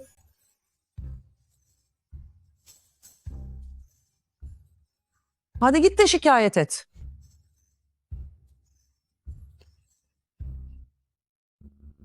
İyi olur. Jing'an'ın daha sık saraya gelmesini sağlayın. Böylece Zhuang Jingsu denen kişi artık bana ayak bağı olamaz. Ancak başını öyle bir işe sokun ki bir daha Ahenk ile görüşmesine izin verilmesin. Majesteleri, hanımefendi ana kraliçe tarafından çağrıldı. Hizmetkarınız Shen ailesi, ana kraliçe huzurunda saygıyla eğilir. Duyduğuma göre yüzün yaralanmış. Neyse ki şimdi iyileşmişsin. Ana kraliçe sayesinde eski yaram tamamen iyileşti. Güzel. Hanedanımızın kesin kuralları vardır. İkinci kez evlenen bir kadın asil eş olamaz. Bunun farkında mısın? Cevaben söylüyorum ana kraliçe. Asıl eş mevkiinde gözüm yok. Gözüm yok diyorsun ama veliaht prensi kendine meftun etmişsin. İleride ülkeyi nasıl yönetecek? Aheng'in asıl eş olmasında direten benim. Lütfen onu zor durumda bırakmayın büyükanne. İkinci evliliğini yapan bir kadın için Bendeniz Sarayı'na izinsiz girmeye nasıl cüret edersin? Cevaben söylüyorum büyükanne. Saraya girme sebebim size şunu söylemektir. Ben bilge bir hükümdar olmak istiyorum. Vaktimi haremlerde harcamak istemiyorum. Öyle mi? Veliaht Prens saraya izinsiz girdiği için ibret olsun diye 20 kırbaç cezası verilsin. Cezamı kabul ediyorum. Tek ricam büyükannem, Shen ailesinin gitmesine izin vermenizdir. Sen defol.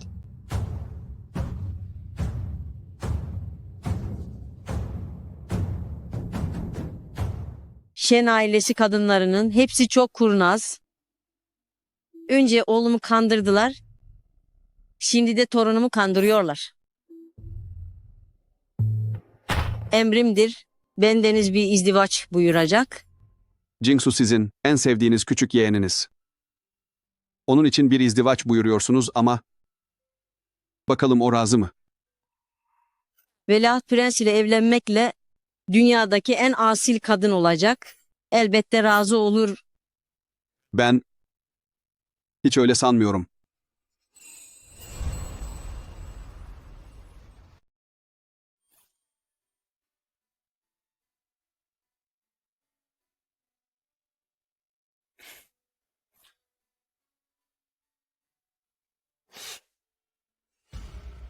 İmparator bunu bilerek yapıyor. Jingsu çok genç ve masum. Anne, gerçekten onun ömrünü bu sarayda heba etmesine razı mısın? Hadi orada.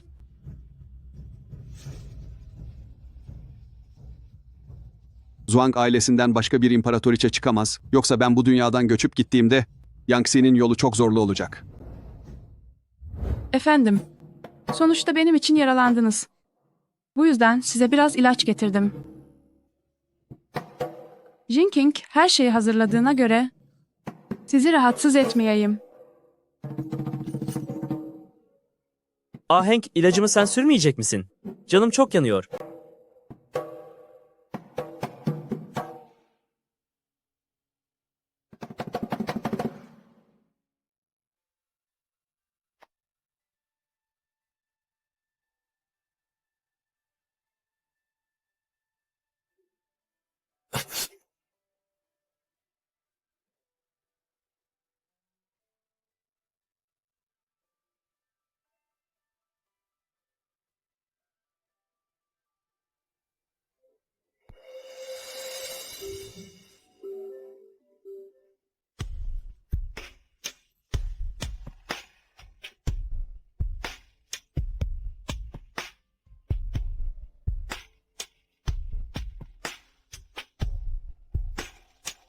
Ahenk, kendini suçlamana gerek yok.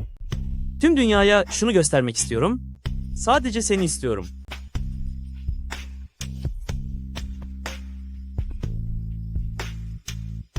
İlacı sürdüğüme göre artık gitmem gerekiyor.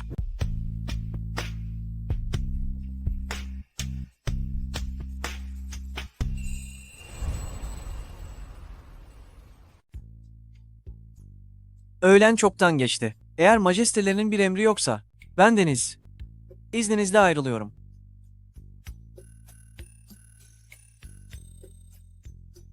Dün Zusian'dan duydum ki Ahenk öğleden sonraları hep imparatorluk bahçesine gidermiş. Yoksa onunla görüşmeye mi gidiyorsunuz?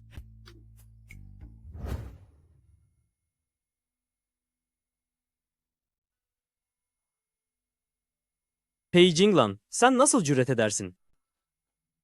Majesteleri. Siz ikiniz nasıl yan yana olursunuz? Jingsu majestelerinden bizi evlendirmesini istirham ediyor. Pekala. Bu evliliğe izin verebilirim. Fakat karşılığında benim için bir şey yapmalısın. Lizu ablanın ilaç kokularını sevdiğini biliyordum. Jingsu için bir koku kesesi rica edebilir miyim?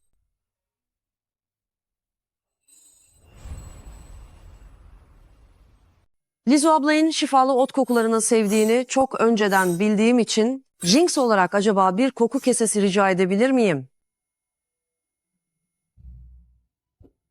Duyduğuma göre abla sadece çalgı çalmakta usta değil, aynı zamanda dansta da bir efsaneymiş. Jinxu bir dans kıyafeti diktirttim. Bunu ablaya hediye ediyorum. Bunu sadece bir veda hediyesi olarak kabul edin. Veda mı? Jinxu artık hayatının aşkını buldu. Evlenmeye karar verdim. Artık Veliaht Prens'le evlenmeyecek mi? Söz konusu kişiyi abla siz de tanıyorsunuz. Kendisi Doğu Sarayı Genç Bakanı yani Pei Jinglan olur. Tebrik ederim. Düğün ne zaman? Sizin için mutlaka harika bir çeyiz hediyesi hazırlayacağım. Bizler gibi köklü ailelerden gelen kadınların omuzlarında aile onuru varken kendi eşini seçme hakları pek olmuyor. Ancak majesteleri çok merhametli davrandı. Jinglan ile evlenmeme müsaade etti. Pei Shaoqing son derece terbiyeli ve nazik biridir. Senin için harika bir eş olur.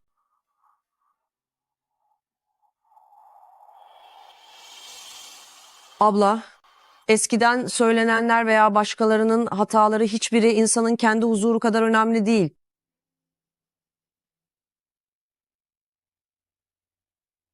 İmparatorluk, hocasının ailesinden gelmiş olmasına şaşmamalı. Ben ne yazık ki onun kadar geniş ufuklu olamadım. Efendim ne dediniz? Kiambi. Uzun zamandır dans etmiyorum. Acaba hala yapabilir miyim?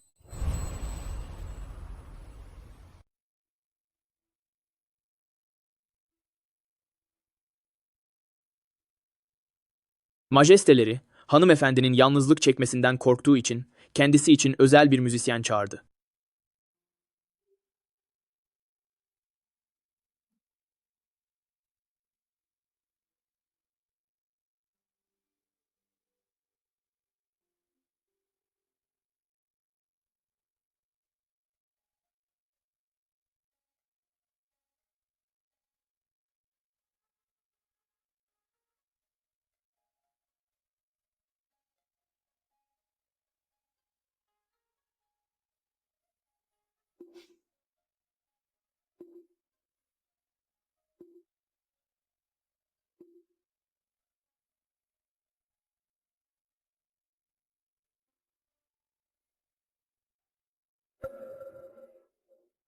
Sizi selamlıyorum, majesteleri. Çok iyi dans etmiyor muydun? Beni görünce neden birden utangaçlaştın? Majesteleri. Aynı zamanda kanun da mı çalıyorsunuz?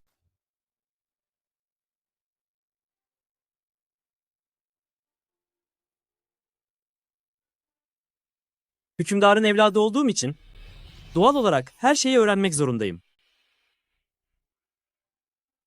Majesteleri, bir sorun mu var?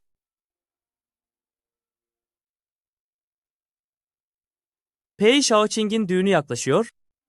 Ona ne hediye göndersem bilemiyorum. Efendim, siz asil bir kandan geliyorsunuz. Dünyadaki tüm zenginliklere sahipsiniz. Herhangi bir şeyi bağışlamanız yeterli olacaktır. Jinglan'dan duyduğuma göre Ahenk dansta çok ustaymış. Bu beni neredeyse kıskançlıktan delirtecek. Yuelo Krallığı yeni bir dudak boyası serisi getirtmiş. Ahenk'in bir zamanlar süslenmeyi çok sevdiğini işitmiştim. Bugün Ahengin hazırlanmasına yardım etmeme izin verir misin?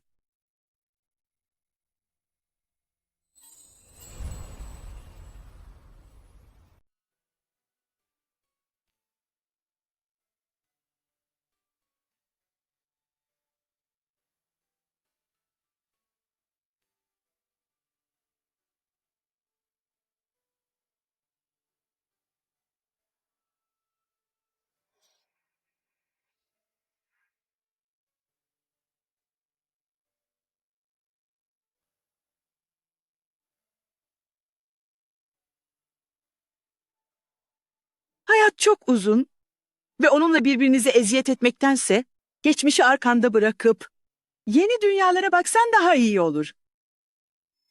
Biliyorum. Bir insanın yaşadıklarını silmek imkansız. Fakat Ahenk, hep senin yeniden, eskisi gibi gamsız ve dertsiz olmanı istedim. Büyükannem her zaman daima önüne bakman gerektiğini söylerdi. Shen Lizu şu anki haliyle de gayet iyi. Majesteleri.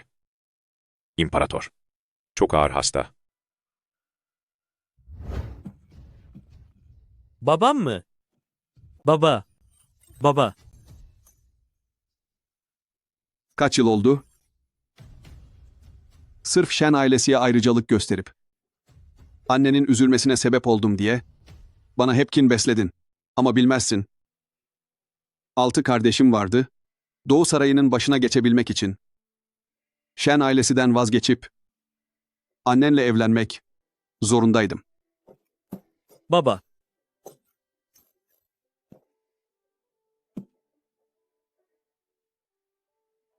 Başlangıçta annenle hep birbirimize saygılı ve mesafeli oluruz diye düşünmüştüm. Ancak Shen ailesi kocasının ailesinden bitmek bilmeyen hakaretler ve zulümler görüyordu. Onu koruyabilecek tek kişi bendim. Dünya halamın sarayın gözdesi olduğunu bilir ama aslında neler çektiğinden habersizdir. Annen derin bir keder içinde bu dünyadan gitti. Tüm suç bende. Yıllar geçse de hala ona karşı suçluluk duyuyorum. Bu yüzden onun gidişinden sonra Lady Guifei ve ben kendi çocuğumuzun olmamasına ve kesinlikle senin tahta geçmen gerektiğine karar verdik.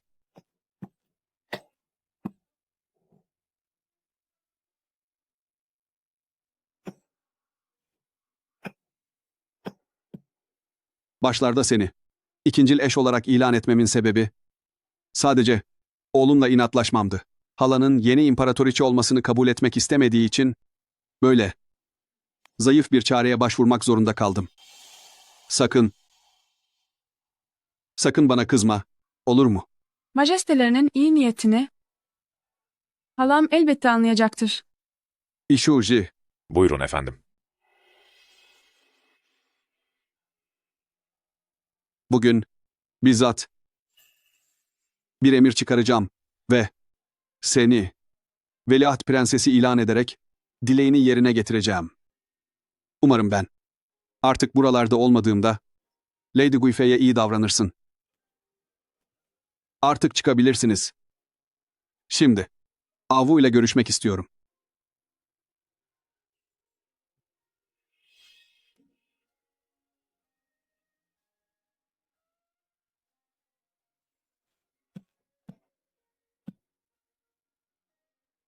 Majesteleri. Avu, Baba. Suç Guifei'de değil. Bunu biliyorum. Majesteleri. Efendim, majesteleri. Ahenk. Sen şimdilik dışarı çık. Bu gece yas tutacağım.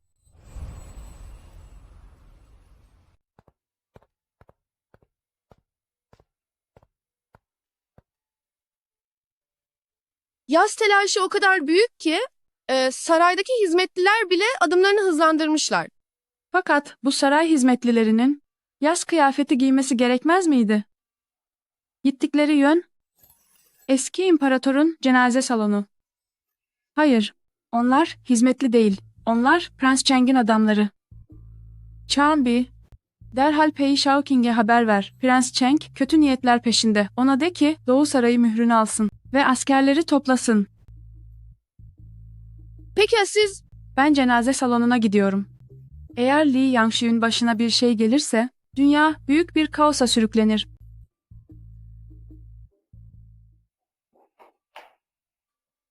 Li Yangxi. Bu bir uyutucu ilaç. Li Yangxi, lütfen uyan. Li Yangxi, uyan.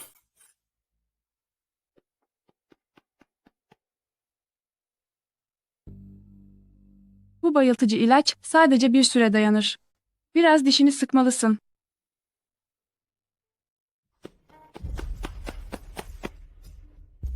Artık yaşamıyor. Burayı tamamen yakın.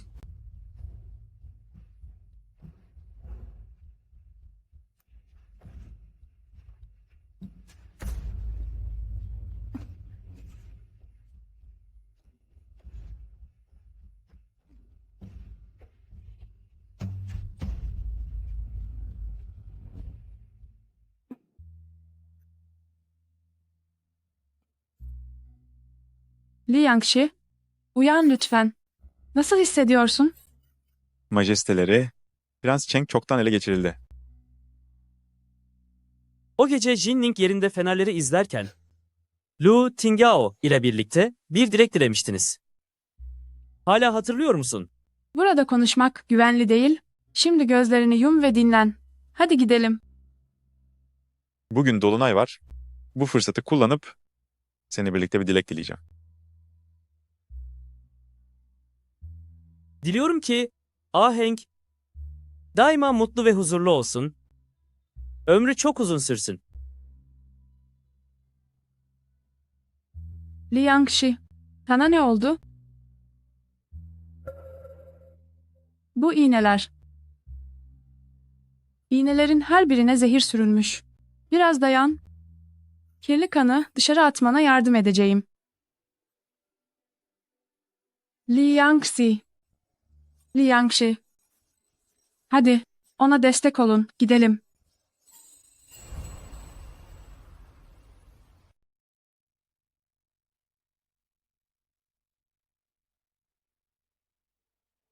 Majesteleri, 3 gündür baygındınız.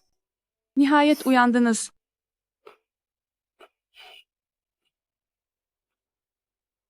Zehirli iğne etkisi yeni temizlendi. İyice dinlenmeniz gerekiyor.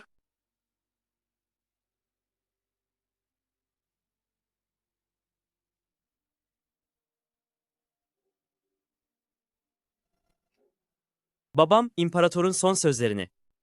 Siz de duydunuz. Ahenk, artık benim her sözüm bir ferman. Seni sarayda tutmak için elinde binlerce yol var. Ama artık bunları yapmak istemiyorum. Bundan sonraki yoluna kendin karar vermelisin. Gerçekten mi? Kontrol edilmekten nefret ediyorsun. Ancak hep ben, tekrar ve tekrar, hayatını alt üst ettim. O gece, ölümle burun burunayken, birden fark ettim ki, sen mutlu ve huzurlu olduğun sürece, yanında olup olmamanın bir önemi yok. Bugün, saraydan ayrılabilirsin. Git artık.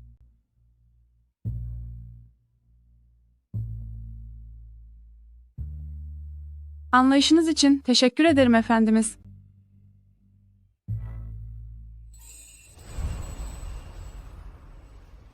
Madem karar vermek bu kadar zor, kararı kadere bırakayım en iyisi.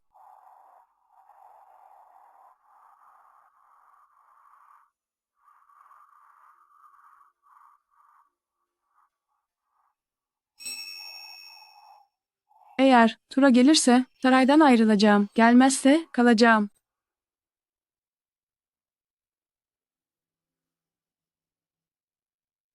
Yarın saraydan ayrılıyorum. Bana izin vermenizi dilerim. Pekala. Yarın saraydan ayrılmana yardım edeceğim.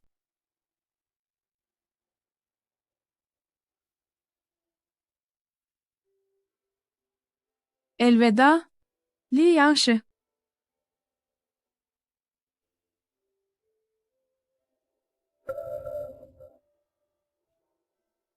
Ahenk.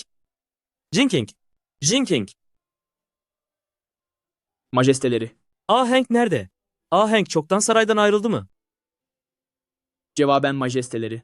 Hanımefendi hala King Luan sarayındalar.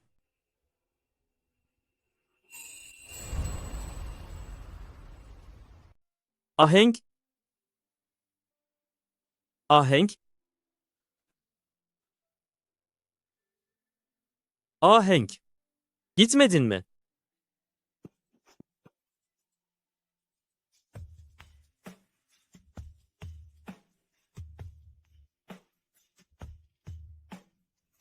Önce buna bak.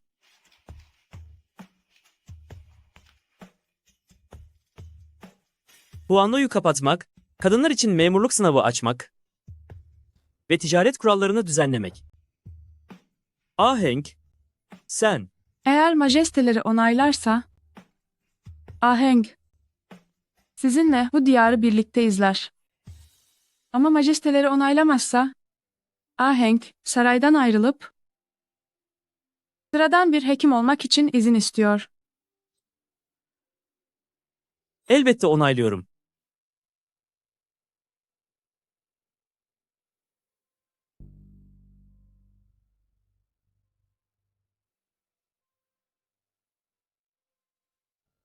Ahenk, neden fikrini değiştirdin? Dün gece bozuk paranın yazı geldiğini görünce içten içe bir kez daha atmayı diledim. Bir daha attın mı? Cevabı çoktan görmüş olmama rağmen bir kez daha atmayı diledim. O anda kalbimin aslında ne seçmek istediğini anladım.